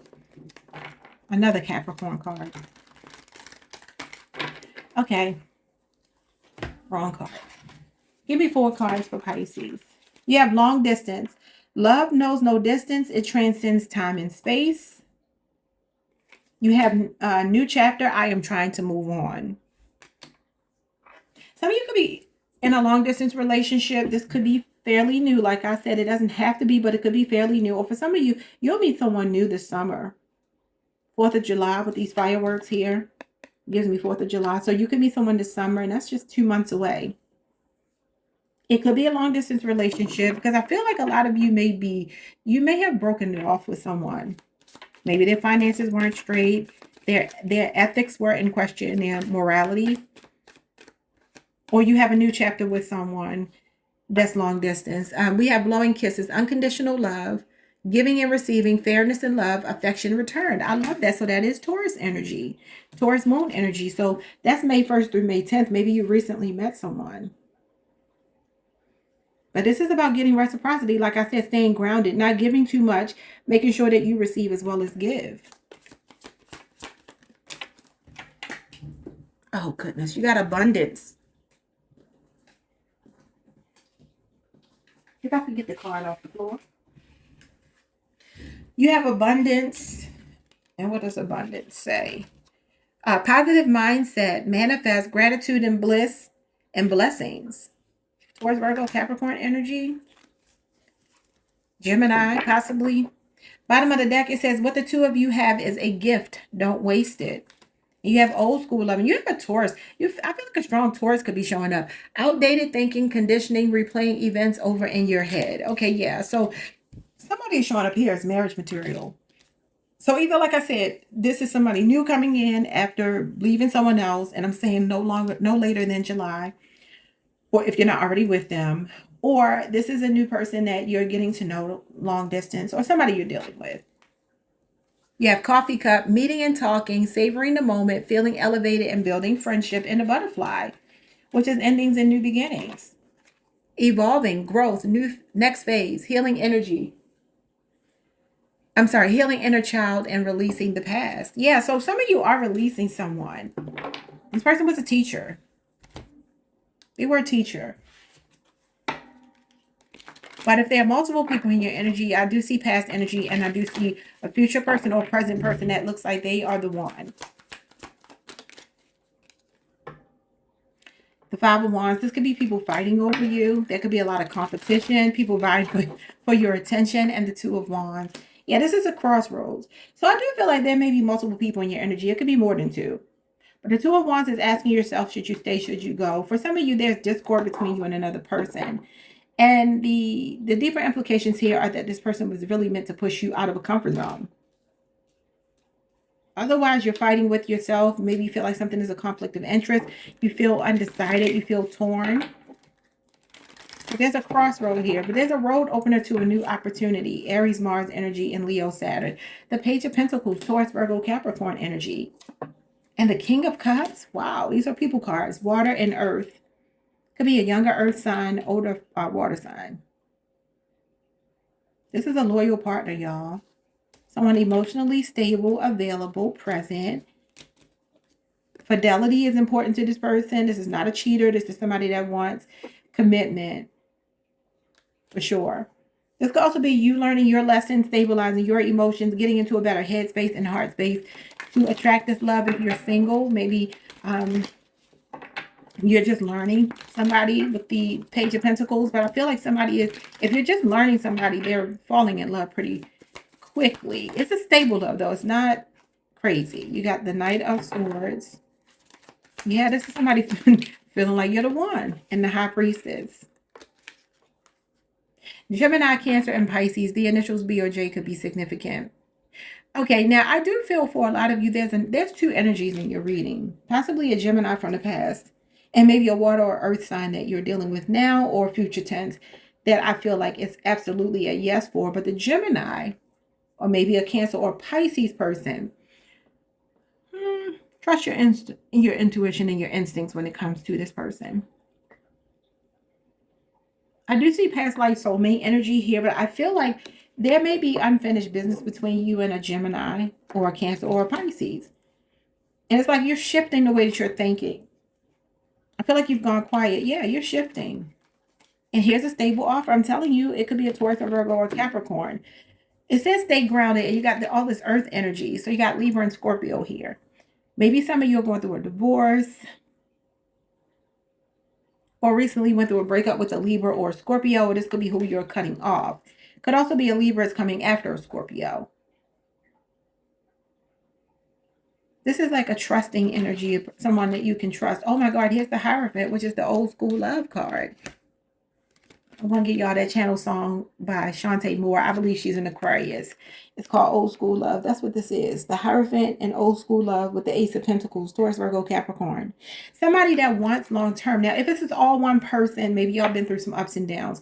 But it feels like somebody is maybe ready to pop the question. This is the institution of marriage. As is the Justice card. That could be a big change that's coming. A new beginning between you two is maybe getting married or something like that. All right, y'all. Like, subscribe, hit the notification bell. Like the video if you can, and I will see you all the next time. Peace.